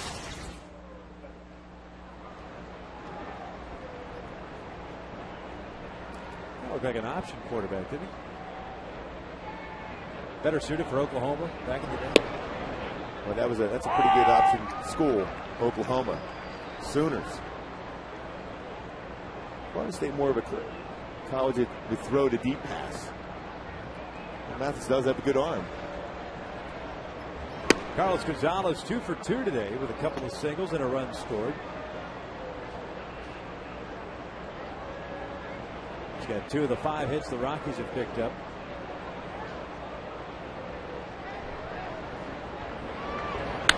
He pulls this one and off the glove of Howie Kendrick. Hard hit. It trickles into right field, and it's a 3-hit game for Carlos Gonzalez. A 2-out knock keeps the inning alive for Giambi. Number 23, designated hitter Jason Giambi. Look, another pitch on the inner half again. Whether it be a hard slider or a fastball, he's all over that speed of the pitch. That's why we talked about the changeup being an effective pitch to Gonzalez, or a slow curveball. And at the end of the day, there are guys that you just can't figure out. They're just on everything that you're featuring. Carlos Gonzalez seems to be feeling comfortable with Urban Santana on the mound. I had a few of those guys. Did you? Every once in a while, they would come through the lineup. Like, did you know it though? I knew Don Mattingly was going to get a hit off me every time. Didn't matter what I threw, he was going to get a hit. Is he the guy that just crushed you? I mean, Wade Boggs had success against me and Ken Griffey Jr., but Mattingly was the guy that seemed to not only get hits, but to get key hits against me. And I just couldn't get him out. No matter how well I did as far as getting ahead of him, he would fight off some tough pitches. I would make a mistake, then bam, either a double or a home run. Is there saving grace there, knowing that at least you've named off Hall of Fame type players? And this guy at the plate hit about 650 off me, I think. Giambi. So, yeah, I mean, when you think about the guys that had success, if you made quality pitches and they fought it off and then got ended up being a base hit, you felt okay about it because, hey, they got a lot of hits off a number of pitches. Irvin, after that base hit to Gonzalez, has fallen behind at 3-0 to Giambi. 99 pitches, 68 for strikes. There is some action just now beginning in the Angels bullpen.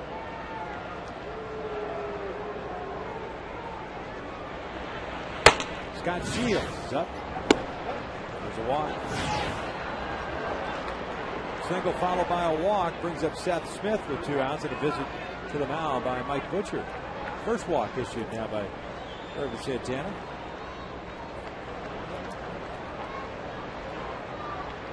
Okay, right now, you try to play mind games with yourself if you're a starting pitcher. You got to think, okay, maybe I have one more batter left. Who knows?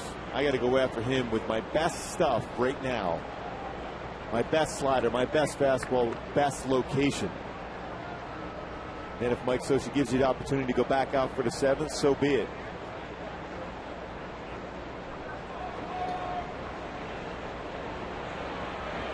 Scott Shields getting ready in a hurry.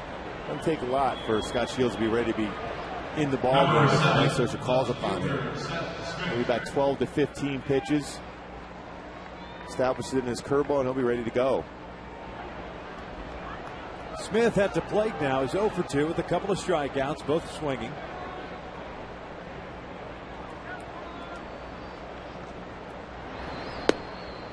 He takes a fastball at the knees.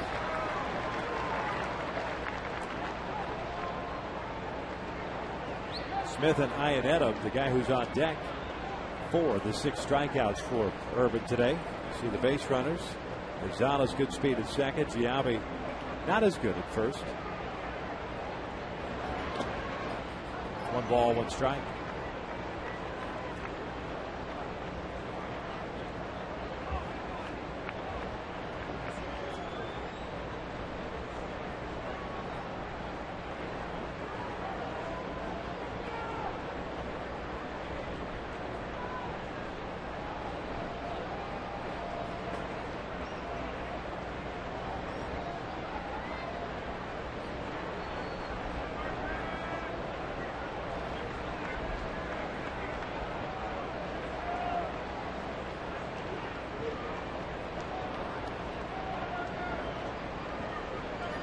The 1-1 pitch. There's that slider down there. Got him twice with that exact same pitch. A couple of off-speed pitches. Well, first pitch fastball, next one changeup. that nasty slider down and in. You got to go right back with that same exact pitch. Try to get him the third time.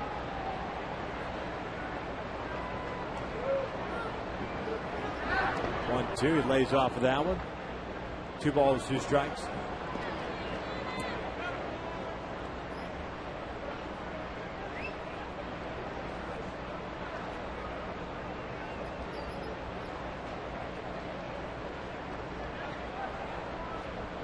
Couple of lazy fly balls for the Rockies to start the 6th inning. Irvin getting the first 2 outs on the pop-ups by Herrera and Helton. Then the base hit by Gonzalez, followed by that 4-pitch walk to Giambi, extending the 6th inning. 2-2. Dirt.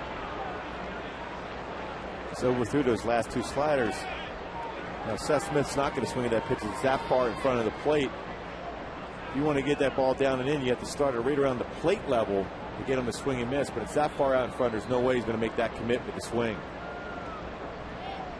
Oh, 2 outs and a full count now. You'll get the base runners going, so get the advantage to the Rockies there on the bases.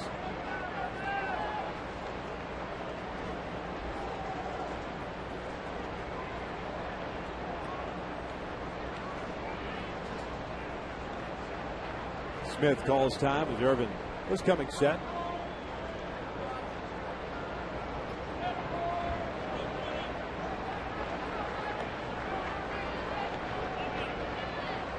A 3-2.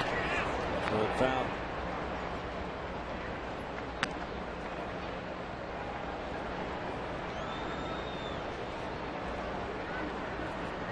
Giambi back to first. Gonzalez back to second.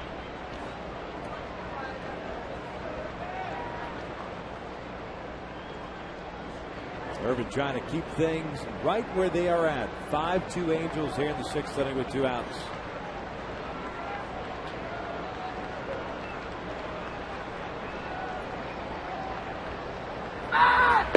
3-2. Got him looking on the outside corner on a fastball. Down goes Smith. Nothing happening for the Rockies. To the bottom of the 6th we go with the Angels still leading the Rocks 5-2.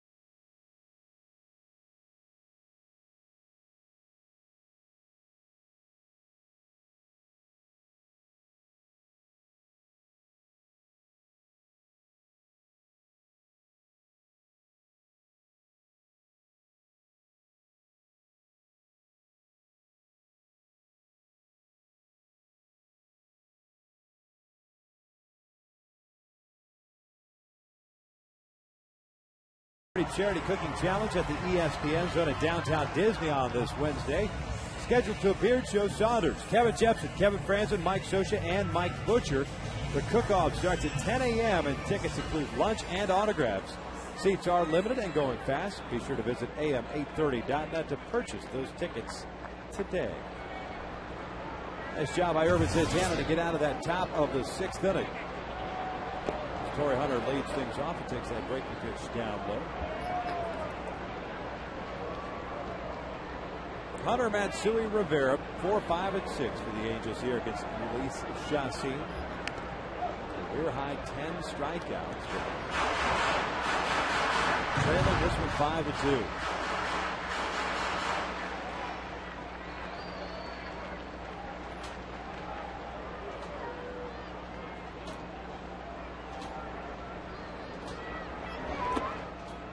Torrey today 0 for 2 with a couple of strikeouts. Out of the count here at 2 balls and a strike.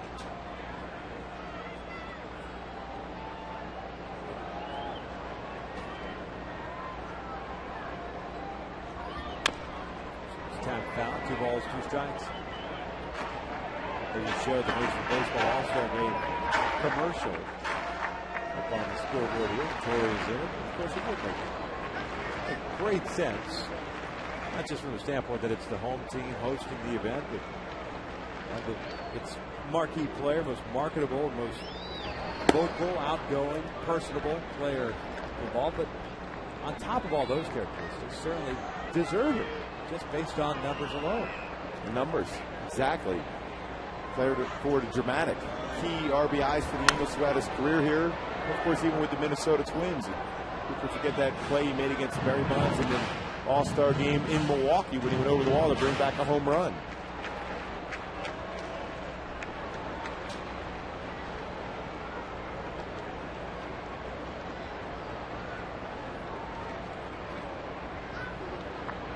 (3-2). That is on the ground of the right side. Herrera with a terrific diving play robs Torrey of a base hit. And there is the first down of the inning. Herrera showing some great range to the glove side. That was a good approach. A good swing by Torrey Hunter. Thought for sure you get a base hit when you make that kind of effort. And Herrera fully extended dives in the outfield grass and makes the play.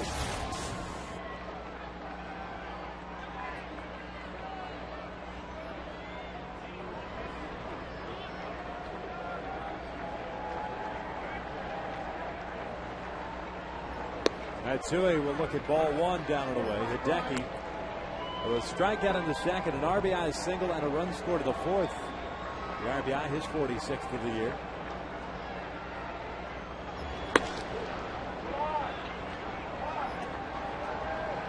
Two balls and no strikes. This will more than likely be Chacin's last inning. 92 pitches this far. Big swing by Matsui. It's 2 balls and a strike. Matsui think he's going to get a fastball from the youngster. Gets an all-speed pitch, 2-1. At that point, 2-0.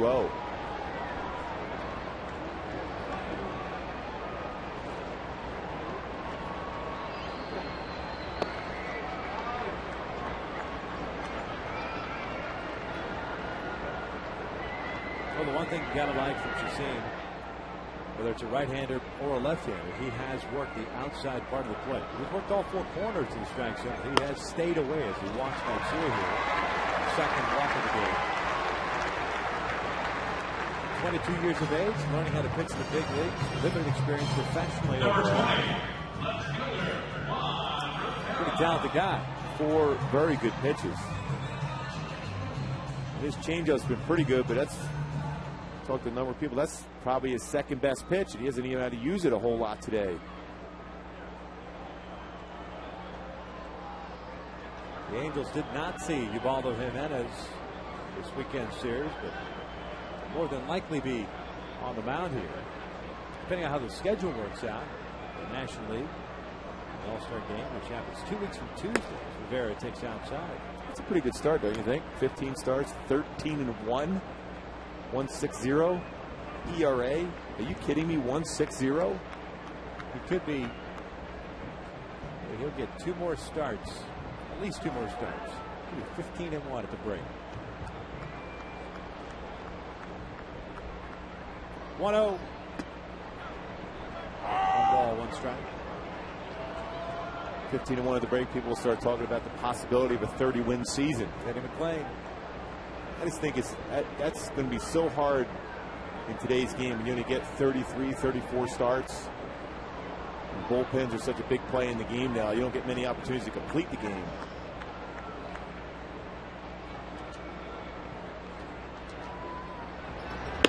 Breaking ball catches the corner. It's 1 ball, 2 strikes. Of course, Meadows with the no-hitter against the Atlanta Braves earlier this year, getting Brian McCann to roll out, finish that no-hitter. First in Rockies history, right? That one? It's great stuff. He has a fastball that explodes through the strike zone. Nasty assortment of breaking pitches also.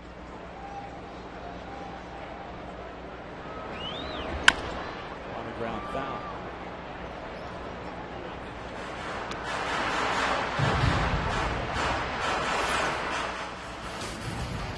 Been some no-hitters and some perfect games. 4 no-hitters in one season. Of course, 2 of them being perfect games by Dallas Braden and Roy Halladay.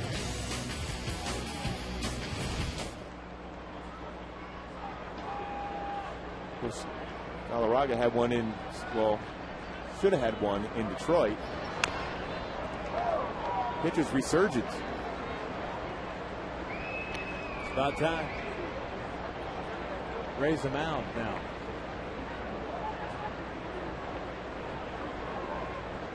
Still working on that split finger fastball even as he's waiting in the dugout. He can't wait to go pitch again. Hey, when you're 13-1, you want to pitch every day. When you're 1-13, you dread that 5th day.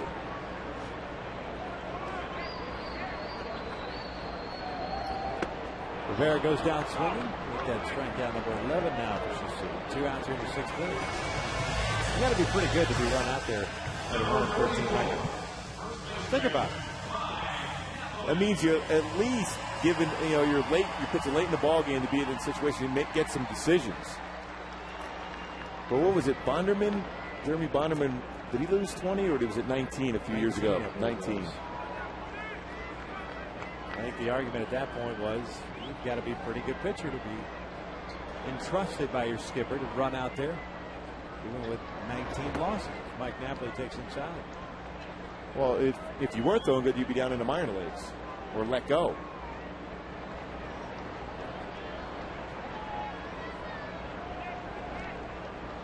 Napoli a 3-run home run in the 4th inning, putting the Angels up 4-2 at that point.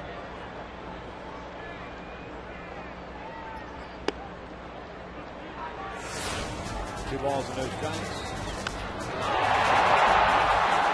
Netter with his glove going back. That breaker pitch backed up on him, and Napoli covered it for a 3-run home run.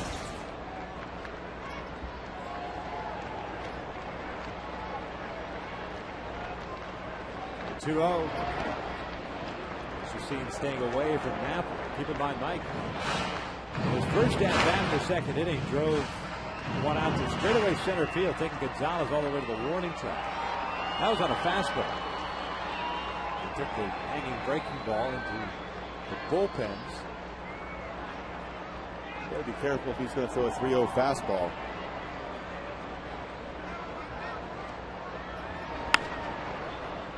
Roll foul.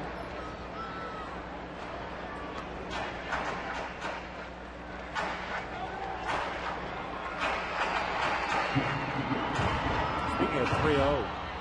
Grand slam that Hideki Matsui hit yesterday.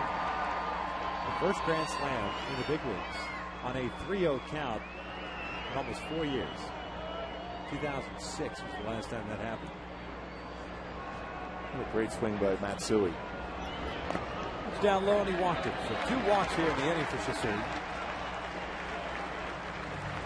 Now at 106 pitches on the afternoon. Bob Apodaca will come out and pay a visit again. The Rockies bullpen looks like it's starting to move around a little bit, showing some life. As Jeff Mathis will get an opportunity here to tack on some runs. With Matsui now at second base. Long meeting out there.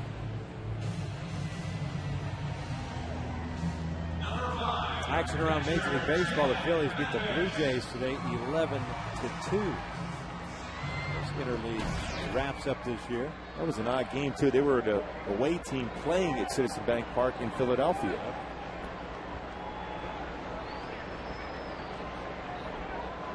Franklin Morales, the left-handers up in this Kansas City, being St. Louis at 2-3 from the Cardinals. Milwaukee shut out Seattle 3-0. Seattle picking up Russell Brandy to trade with the Cleveland Indians. I think the White Sox finally lost, huh? Snapping that 11-game win streak. Iannetta can't find the baseball, but Matsui and Napoli both going back to their bases. The Cubs beat the White Sox 8-6.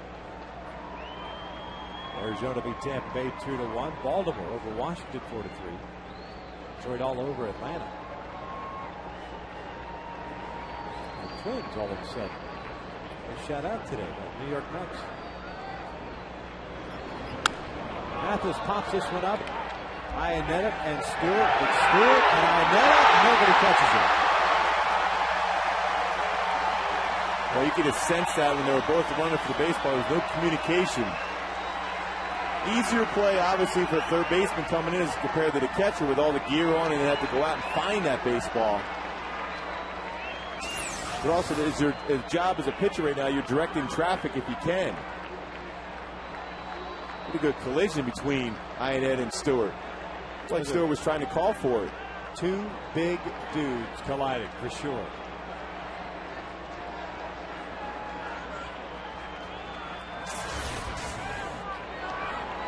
So the inning continues. Iannetta's getting charged with an error.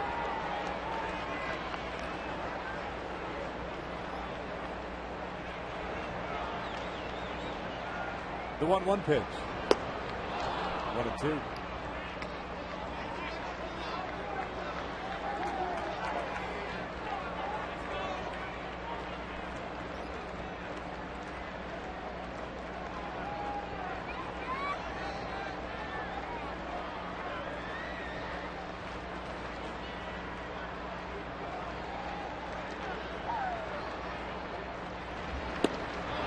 Goes down swinging for the third out of the inning.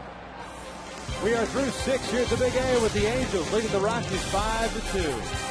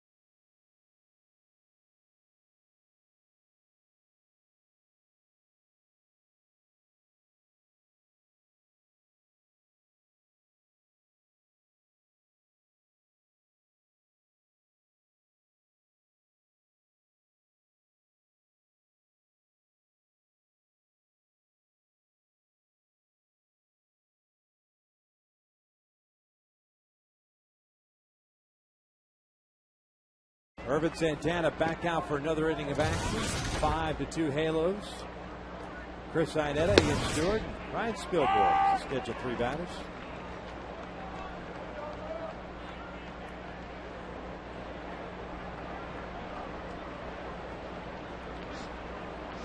...108 pitches. This one's drilled out toward right center field. Nobody's going to get this one. One hopper off the wall. Torrey plays the carom nicely. Iannetta's in at second with a leadoff double. Third double of the year. Take a look at our Jack in the Box game summary now. Number 9, third baseman. Napoli a 3-run home run to the fourth. The Halos at 4-2 lead. Yuli Chassin, 12 strikeouts. Irvin Santana's got 7, but the Angels 7-1-1 in the last 9 series. This the rubber game of this series.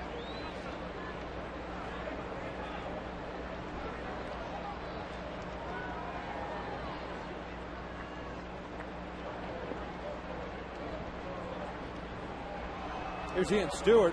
Home run and a fly ball to left.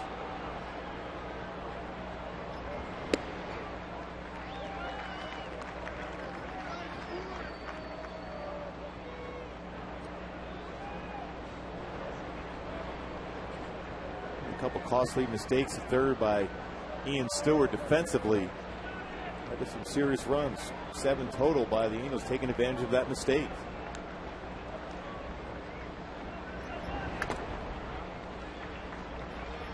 The sequence so far: first pitch slider, now one a changeup. Ian Stewart way out in front of that pitch, even though it wasn't necessarily located perfectly, but it was the speed of that pitch got him out in front.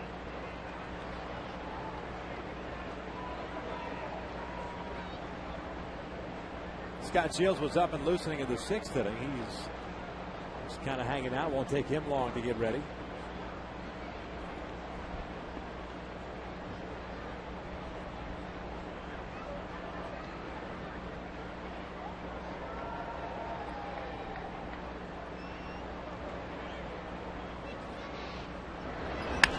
This one is popped up. Eric Ibar on the grass. Makes the catch. There's out number 1. Good pitch by Irvin. We'll bring up Brian Spielborg. Nice job as far as slider, changeup, then fastball inside. Gets a routine pop-up to short. And Stewart, who had some pretty good at-bats against Irvin. The home run, all hit well to left field, right at the 387 sign. It was caught by Juan Rivera.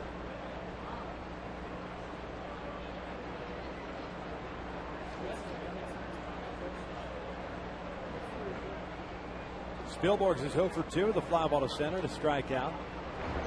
Makes a breaking ball in for a strike.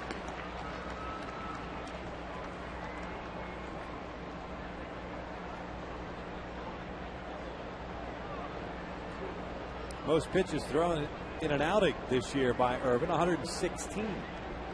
He's done that twice. Did it his last time out against the Dodgers, 22nd.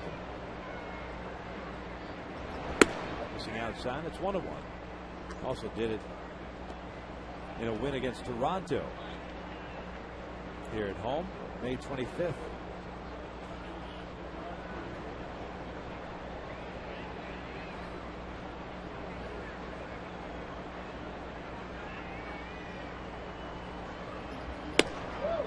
Trying to catch that outside corner, falls behind the 2 balls and a strike. Pretty good velocity on there, 91. Just missed location. A lot of strikes though for Irvin in that 115 pitch, 78 strikes.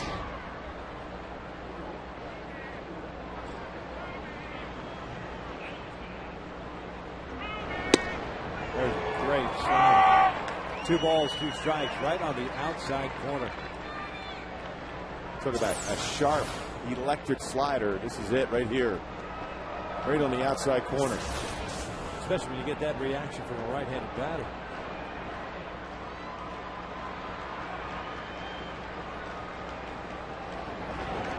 Two out towards center.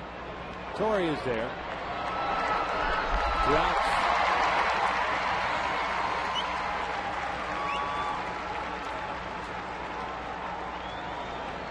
Number 12, shortstop, Clint Barnes. So Iannetta, who led off this inning with a double, still at second base, brings up Clint Barnes as shortstop.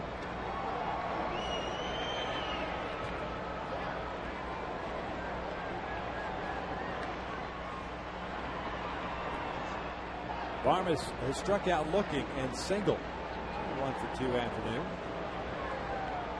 Really trying to get through the 7th inning here.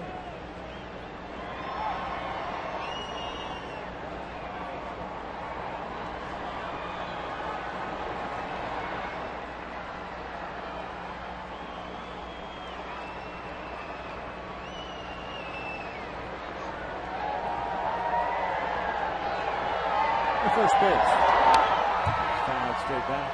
It was interesting watching Mike Scioscia talk to Jeff Mathis as he went out to talk to Irvin Santana, and he wanted to be aware of Barmes maybe pushing that bunt. He also talked to Brandon Wood down at third just to make him aware of possibility. Even with 2 outs, because they need base runners, the Rockies, so Barmes has that ability to do so.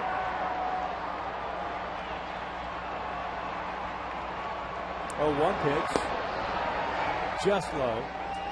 couple of left-handers warming up for the Rockies. Panjo Bimal and Franklin Morales. They're up in this.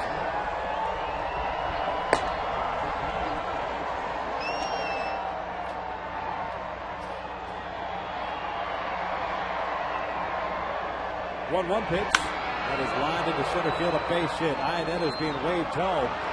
The throw from Torrey Hunter is not in time. Five to 3 Angels.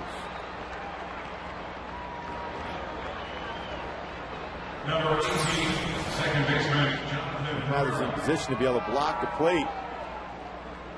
Good job of trying to catch the ball and make the play, but there's no chance to get Iannetta there. Base hit into center field. Good throw, though, by Torrey. So Irvin unable to get through the 7th inning here with 6 2/3. He allowed 3 runs in this one. A very good outing for him, and matching up against a very good starter, Luis Chassin. His 12 strikeouts, and he departs with a 5-3 lead. Scott Shields is coming on, trying to keep things in check. We got a pitching change, the first of the afternoon, with the Halos still leading it.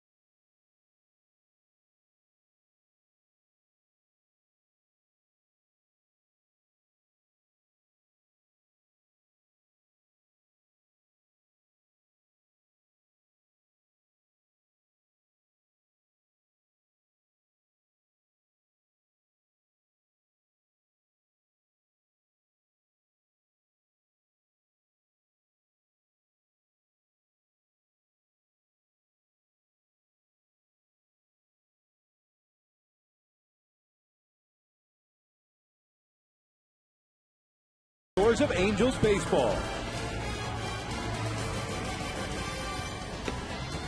5-3 Angels. We're in the 7th inning. Irvin Santana, 6 2/3, 7 strikeouts, 1 walk. Responsible for Barmas over at first base. He turns the ball over to Scott Shields. 6 1/3 scoreless innings over his last 3 games. And he'll face Jonathan Herrera, the switch hitting second baseman, who today is 0 for 3. The fly ball to center, ground ball to short, and a pop-up to Brandon Wood.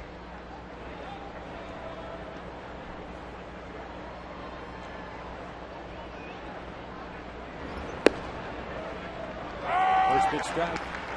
This guy has some good movement on the fastball. And that front shoulder, that's the one thing you always look for in Scott Shields, if he's keeping that front shoulder in long enough to have his mechanics work in his benefit.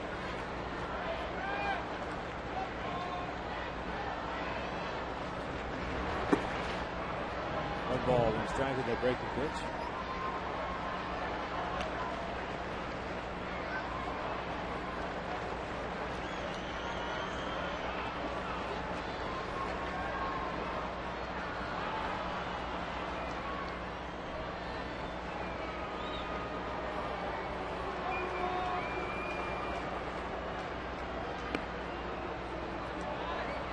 Scott missing down low.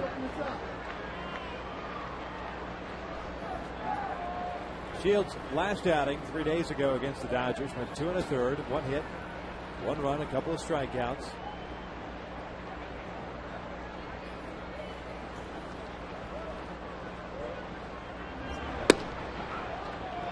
He's fallen behind at 3 balls and a strike.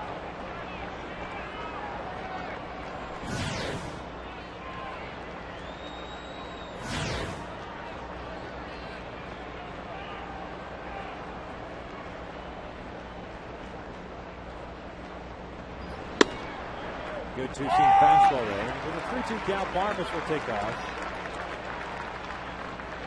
Napoli will play behind him at first base with the left-hander Herrera up.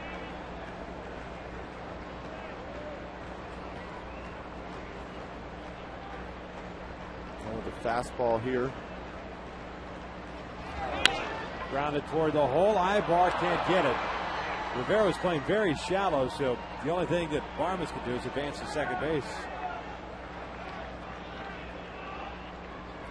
Third hit of the inning. Still 2 outs. Brings up Todd Helton. Go back and revisit this base hit. Pitch on the outer half with movement. Herrera went with the pitch and hit it by Eric Ibar. Now with some good speed on the base pass for the Rockies, and a very good hitter up in Todd Helton.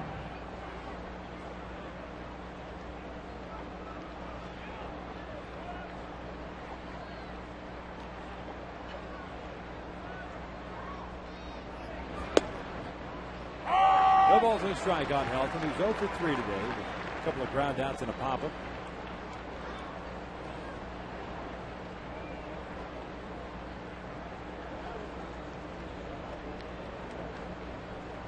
Outfield pretty much straight away. Normal depth against left-hand hitting first base as he swings and drills one to left. Playable for Rivera, makes the running catch, and there's the third out of the inning. The Rockies get a run on 3 hits. They leave 2 men on base. 7th inning stretch time here at the Big A. Halos up 5-3.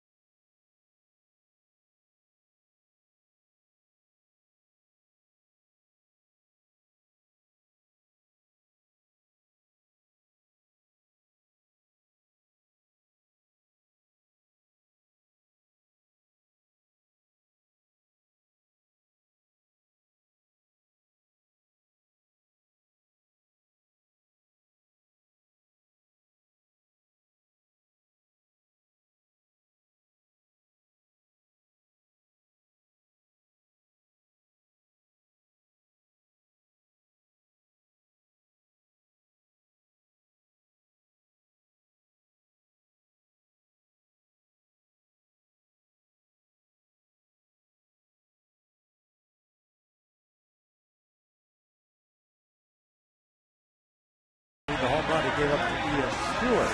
That home run coming way back in the 2nd inning. Pitching change here for the Rockies as Yuli Chassin has done after 6 innings, a career-high 12 strikeouts, 3 walks, 5 runs, 2 earned on 5 hits and Napoli's home run. Franklin Morales takes over on the mound, the left-hander, and he'll be facing 9-1-2 Wood, Ibar, and Kendrick. Well, he's a guy that would high ERA at 5, 0-3 mark. Good fastball from the left side. He throws at 91 to 95 miles an hour. Curveball, changeup. The commando, at times with that fastball, has been an issue for Morales. Not consistently throwing strikes. Hey, all fans in attendance this Thursday will receive a free 2010 All-Star T-shirt courtesy of Gillette. The shirt features the logos of the 2 previous All-Star games played here at Angel Stadium. Don't miss out on the stadium exclusive shirt purchase. Your tickets today at angelsbaseball.com.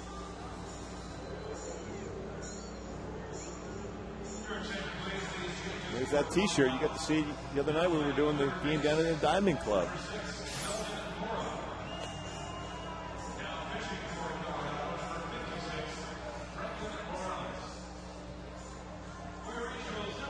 Morales still concluding his warm-up tosses here. That All-Star game coming up 2 weeks from Tuesday, July 13th. Rockies taking a 1-0 lead on the Stewart home run in the second.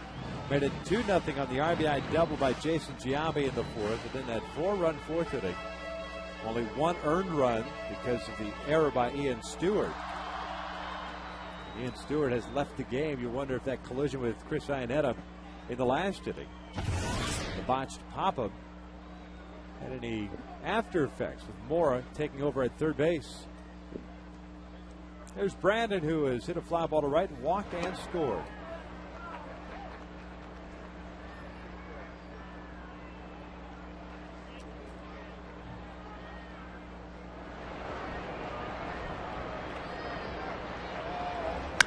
Brandon, sky going out toward right center field. Gonzalez and Skillboards. It's Gonzalez with the call. He's out number one. Number 2, shortstop, Just needing some insurance. Going up by 2. It seems like he's had a bigger lead than this. Going up by 2 runs. Eric Ibar. I'm surprised if he tries to bunt his way on to get another infield hit for Eric Ibar. Well, he's 1 for 3 in this one with that base hit in the fifth inning. That's how the Angels scored their 5th run. Hit and run action, put runners at first and third, and Howie Kendrick rolled into that double play and scored Brandon Wood.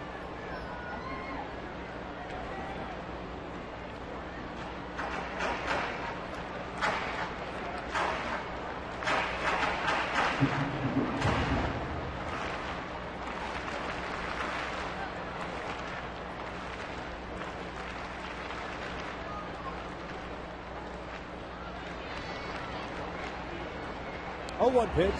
Ibar bouncing one to second. Herrera's got it. 2 outs.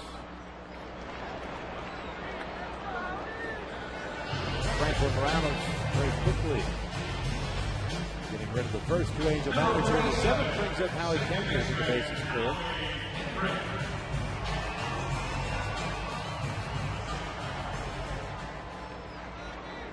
Howie's 1 for 3.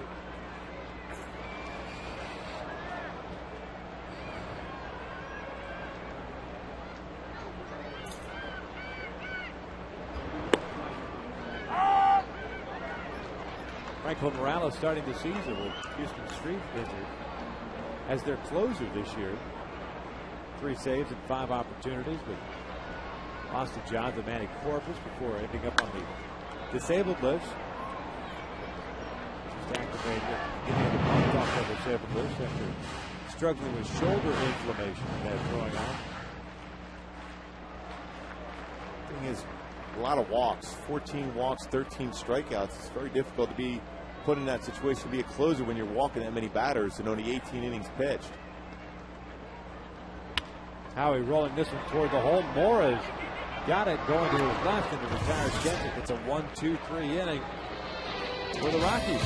7 complete. Kevin Jepson looks like he's coming in with the Angels up 5-3.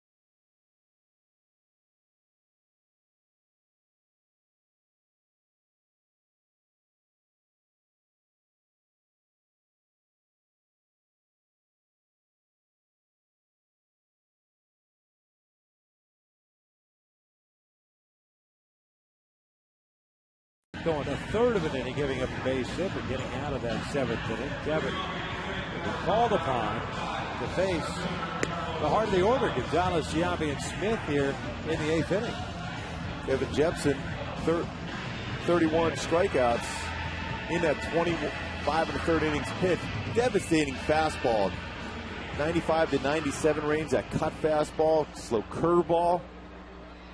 A prominent role right here in this spot, especially with a guy that's got 3 hits already in the ball game. Got to get that leadoff batter.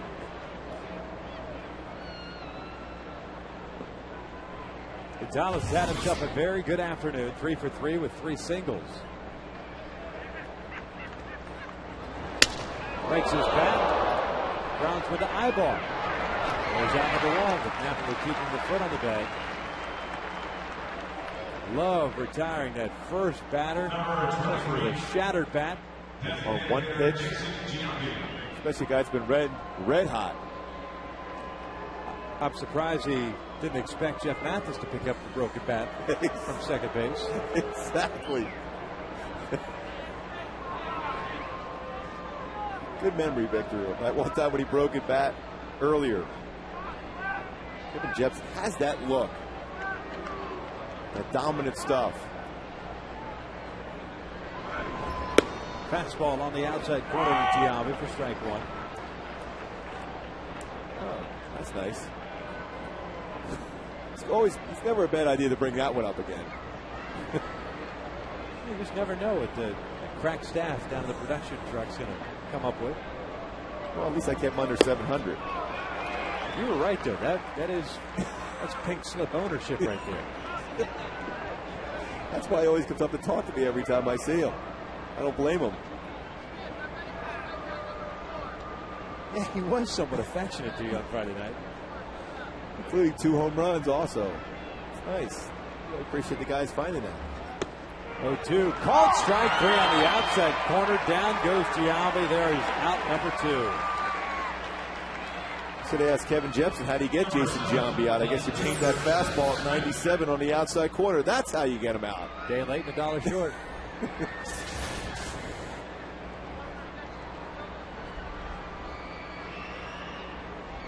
Brings up Seth Smith.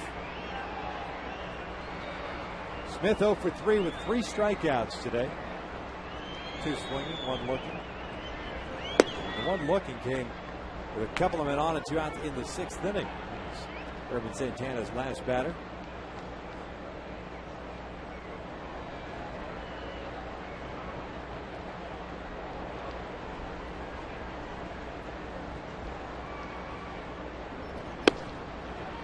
One ball, 1 strike. Kevin Jepson has some kind of fastball working today so far. Good location. You know what he's not doing? He's not overthrowing that fastball. He's staying within his mechanics, finishing over that front leg properly and hitting the spot.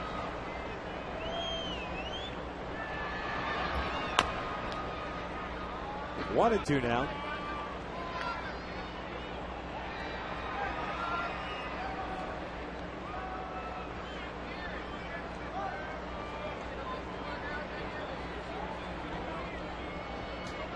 Wonder if Mike Scioscia allows Kevin Jepson to go back out for the 9th inning if he has the economical 8th. He's thrown 7 pitches right now.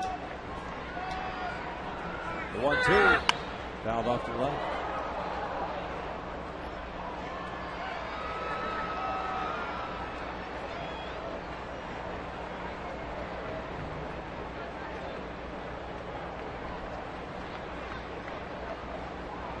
Brian Fuentes has pitched the last 2 games. He went 1 inning last night and picking up his 13th save.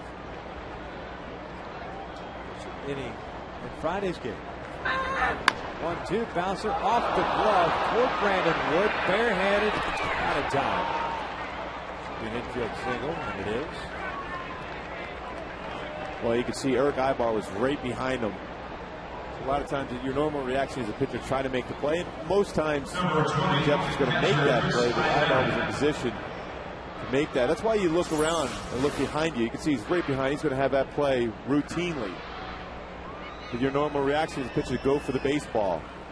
That's why, as a pitcher, you get on that pitching rubber, you're looking to determine where your middle infielders are going to be at and how much you have to be able to reach for a baseball or not have to reach. There's Chris Iannetta, who had a leadoff double in the 7th that came around to score. 1 for 3 games. Takes a big pitch on the corner.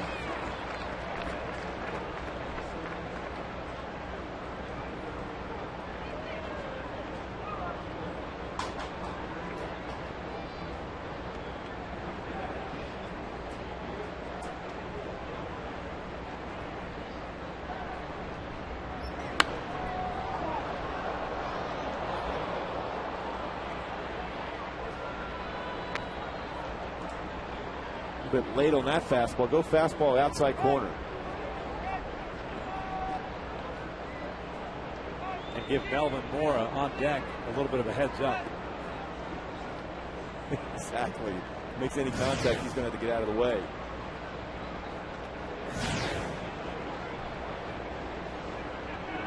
Oh, 2 on its way. And that is sky to deep left field. Juan Rivera is there, makes the catch. Just missed it. We're into the bottom of the 8th inning. Angels still up 5-3.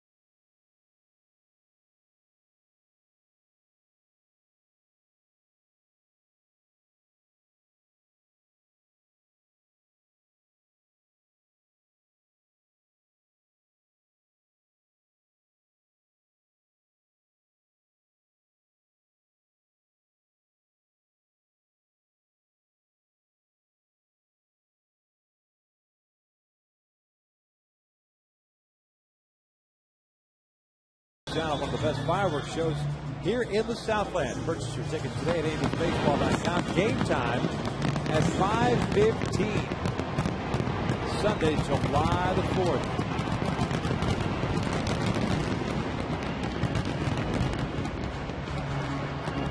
Good fireworks.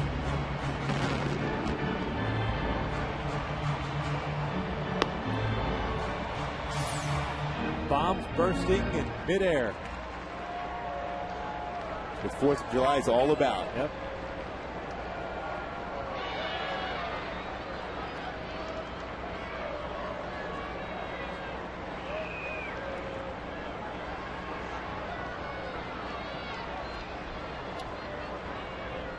Bobby Abreu to lead things off here in the bottom of the 8th inning against Franklin Morales. It'll be Abreu, Hunter, and Matsui here in the 8th.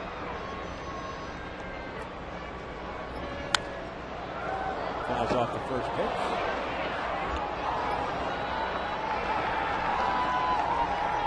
Bobby today, 1 for 3. The 1 a triple that came in the 4th inning. Came around to score the first Angel run.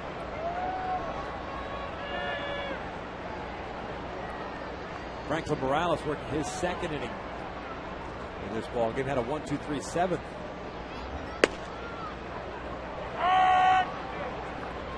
Pretty good cheese from the left side for Morales. He can pop it up there up to 95 miles an hour. See why their thought process is he could be a closer from the left side when you fastball like that. 0-2. 1 ball, 2 strikes.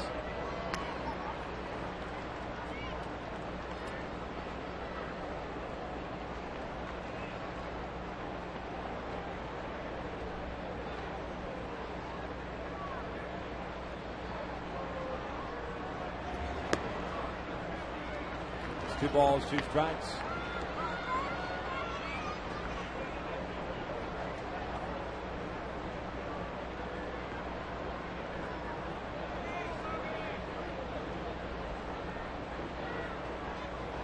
Morales is ready. Here comes a 2-2.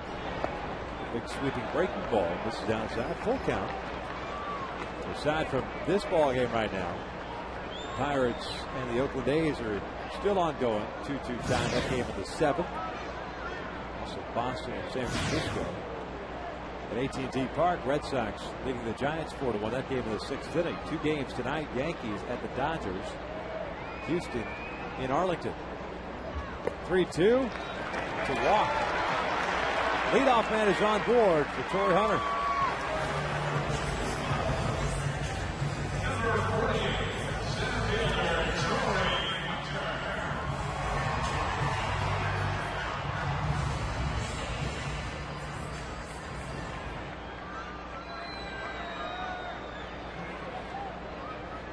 Oh for 3 afternoon for Torrey. Although the last time up, it went extremely sharp to the left side of Jonathan Herrera, the second baseman. Made a terrific diving play on. Morales misses high, and it's 1 ball, no strikes.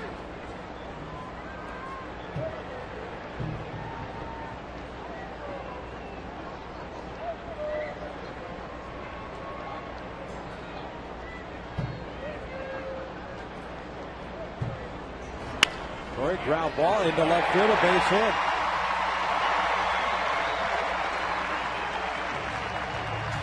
So the first 2 on board here in the 8th. A lefty-lefty situation here with Matsui coming up. An opportunity to get some insurance runs now. Good AB for Bobby Abreu working that walk. Torrey get his first base hit. 2 good at bats in a row for Torrey.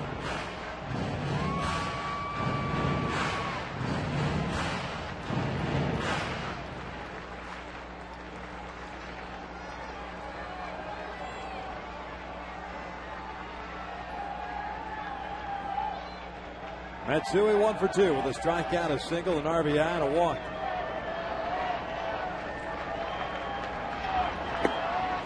That one on the corner. Morales has been pretty good against left-handers this year, limiting them to a 190 batting average.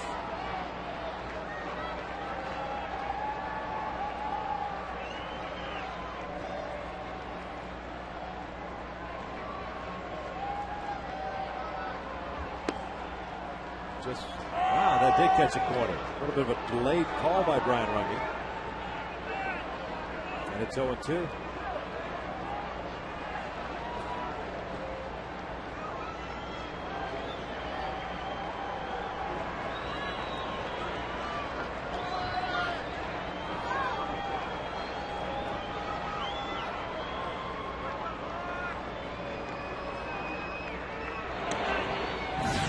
Francisco Rodriguez is up and loosening.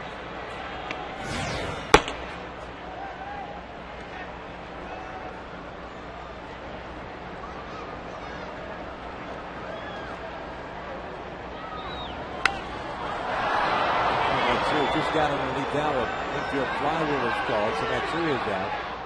Round number 1. More likely Jim Trace is going to make a move now with Juan Rivera coming up. Jim Trace is going to come out. He is going to go to the bullpen. So with Rivera coming up, Manny Corpus will be called upon to keep things in check here. Angels still trying to get some insurance runs. A pitching change in the 8th. Angels up by the score 5-3.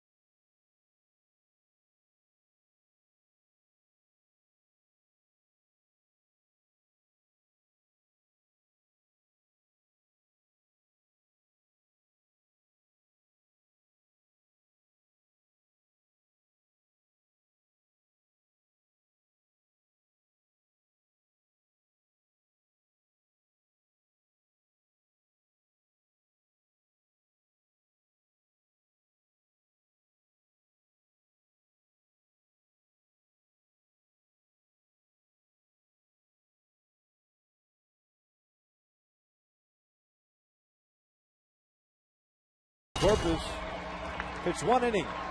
The game on Friday night picked up the save. That was a 4-3 win by the Rockies. Another good arm out of the bullpen for the Rockies. 91-94 in that fastball. Very good slider. And will throw an occasional changeup, mostly to left-handed batters. Juan Rivera has Bobby Abreu at second, Torrey Hunter at first.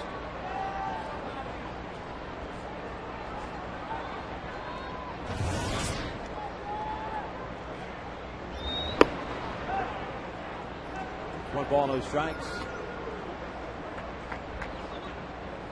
0 for 3 is Rivera. Reaching in that 4th inning on the ground ball. Would have been the 3rd out of the 4th. Kept the inning alive, and that's when Napoli hit that 3-run home run.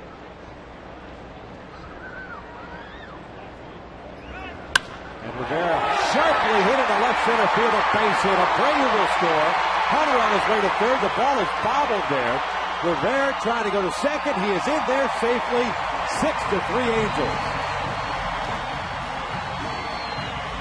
Boy, big RBI hit for Juan Rivera. Gets the ball down in the strike zone. Hits a hard ground ball by Barmas at shortstop. Big insurance run. Corpus has a good fastball. Ran on the inner half, and he hits that line drive right by him. That was a good swing. Short, compact swing for Juan Rivera. It's that run across. Huge run. That's going to bring the Rockies infield in.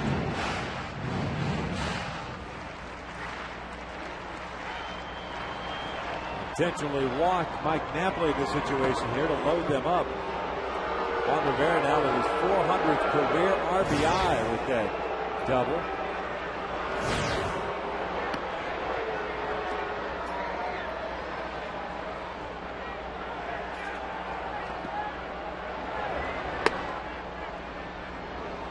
Second walk of the game for Napoli. 1 for 2 overall with that 3-run home run in the 4th. So they're loaded up now for Jeff Mathis, who today has had a very rough game. 0 for 3 with 3 strikeouts.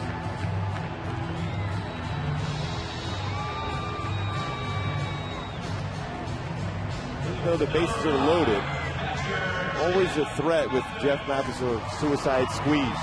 You know, it's a forced play at home. Mathis very good as far as getting that bunt down in these situations.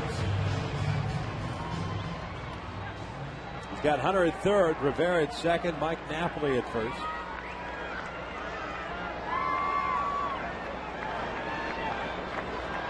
The Rockies bringing their middle infielders in halfway with 1 out.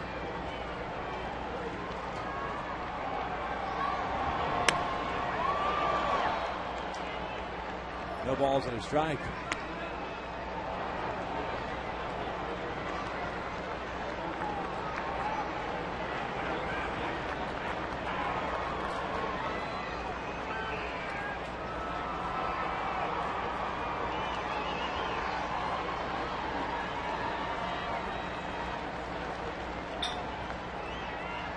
Oh, 1. Mathis calling this one back. Below us and to the right.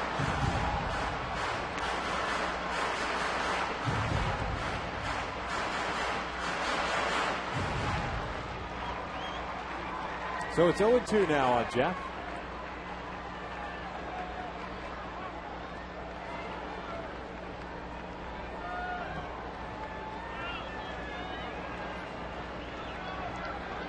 The pitch. Fastball away. 1 ball, 2 strikes. Mathis has seen a lot of pitches on the outside part of the plate since his return from the disabled list. A lot of breaking pitches. All in the outer half, and they're going back outside again. Lays off of that one,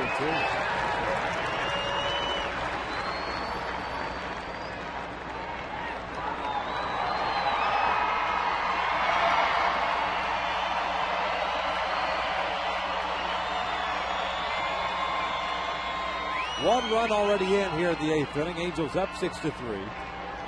Have them loaded here for Mathis. 2-2 from Corpus. Fastball got him looking. Right down the middle. There's out number 2. Well, Jeff was looking on the outer half against a fastball that ran on the inner half. Boy, a pitch that he can drive. He's got to look fastball in that situation. Don't forget about your back and back behind the plate. And continue to be solid defensively like he has been throughout this game. Still loaded for Brandon. To the fly ball to right. Walked it. Skied one to center. 0 for 2. Breaking ball. Hammer to deep left. Forget about this one. Grand slam time. Brandon Wood opens this game up. 10-3 Angels.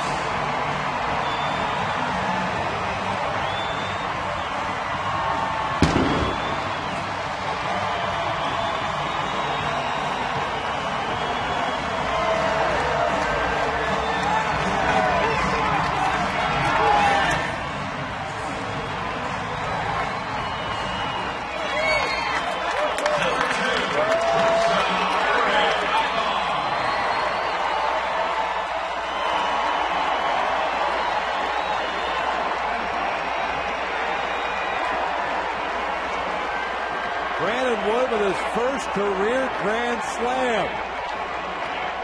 10-3. His eyeball hooks one down to the right field corner, but this one is foul. Boy, he took advantage of a mistake made. And how good does Brandon Wood feel right now? Corey Hunter, his mentor, as he tries to get him going on the offensive side. Back-to-back games with grand slams for the Halos. 4th on the year for the Angels. They had none the entire season last year. Ibar takes low. 2 of the runs here in the 8th inning charged to Morales.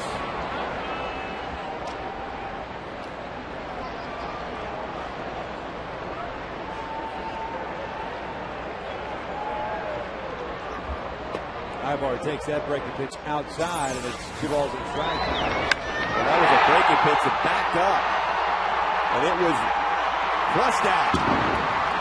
Played by the fan in the stands, too, ready.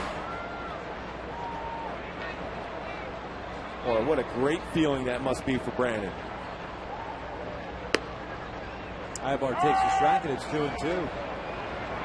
Well, it's his 3rd home run of the year. Now with 7 RBIs.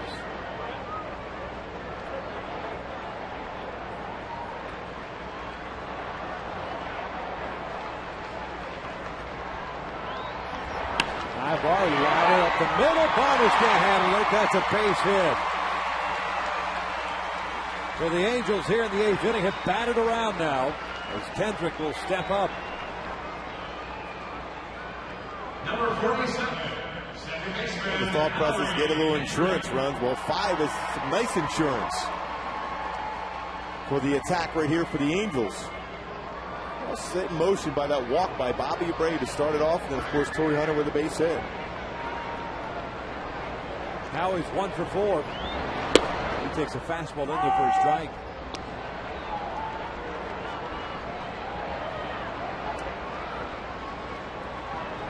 Coming into this inning, the Angels up by the score of 5-3. Howie with some lazy fly ball to shallow center. Gonzalez is there, makes a catch. The Rockies had 10 hits to the Angels 5, and all of that changed here in the 8th inning. 4 hits, 5 runs. The big one, Brandon Wood's first career grand slam.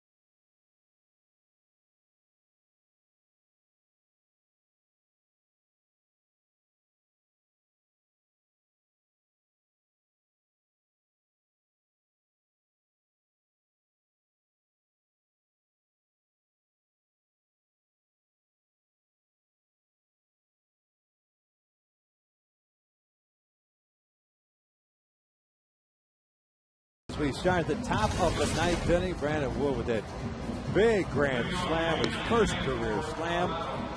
Nicely done in the bottom of the eighth inning. Talking about a series win. This is the rubber game of the series. Should this score hold? 7-1-1 in the last 9 series. That would change, of course, with the victory here today. Reggie Willis takes over in right field for Bobby Abreu. As Francisco Rodriguez comes on, he'll be facing Mora, Spilborghs, Varmas, the scheduled 3 hitters for Colorado.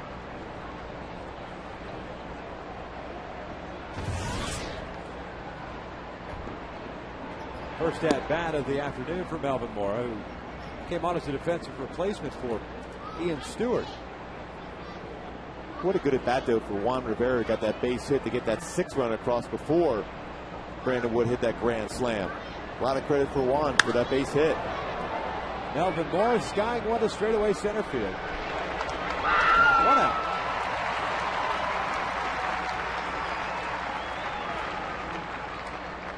Number 19, right fielder Ryan Spilborghs. Brings up Spilborghs.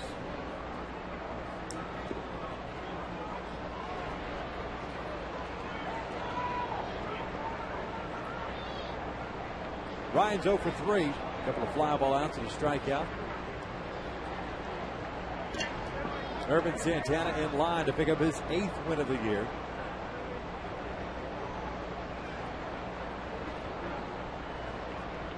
Ulysses Chassin, a very hard luck loser.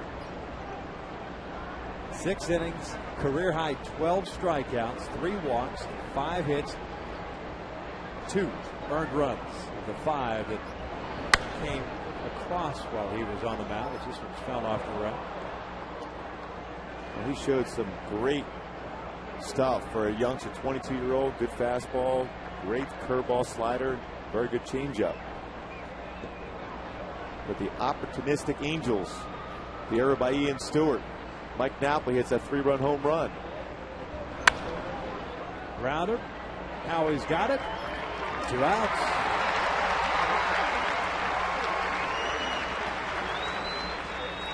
Well, the Angels have the off day tomorrow. Texas Rangers rolling to town for the first of 3 on Tuesday night. The homestand continues here. The fans very excited, especially after Mike Napoli's 3-run home run in the 4th inning put them up. But it was turning out to be for good at that point. Rodriguez misses down low on Varmas. 1 ball, no strikes.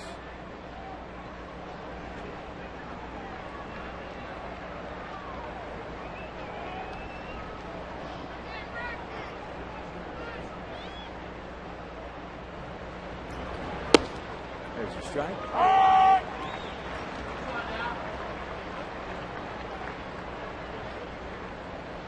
Angels 13-8 within the division. They've only played the Rangers in 2 games this year. Varmas lining out to Eric Ibar. That will end this one up. Light that baby up as the Angels take the rubber game of the series by the final of 10-3. What a job by the offense too, providing the long ball. Mike Napoli, 3-run home run.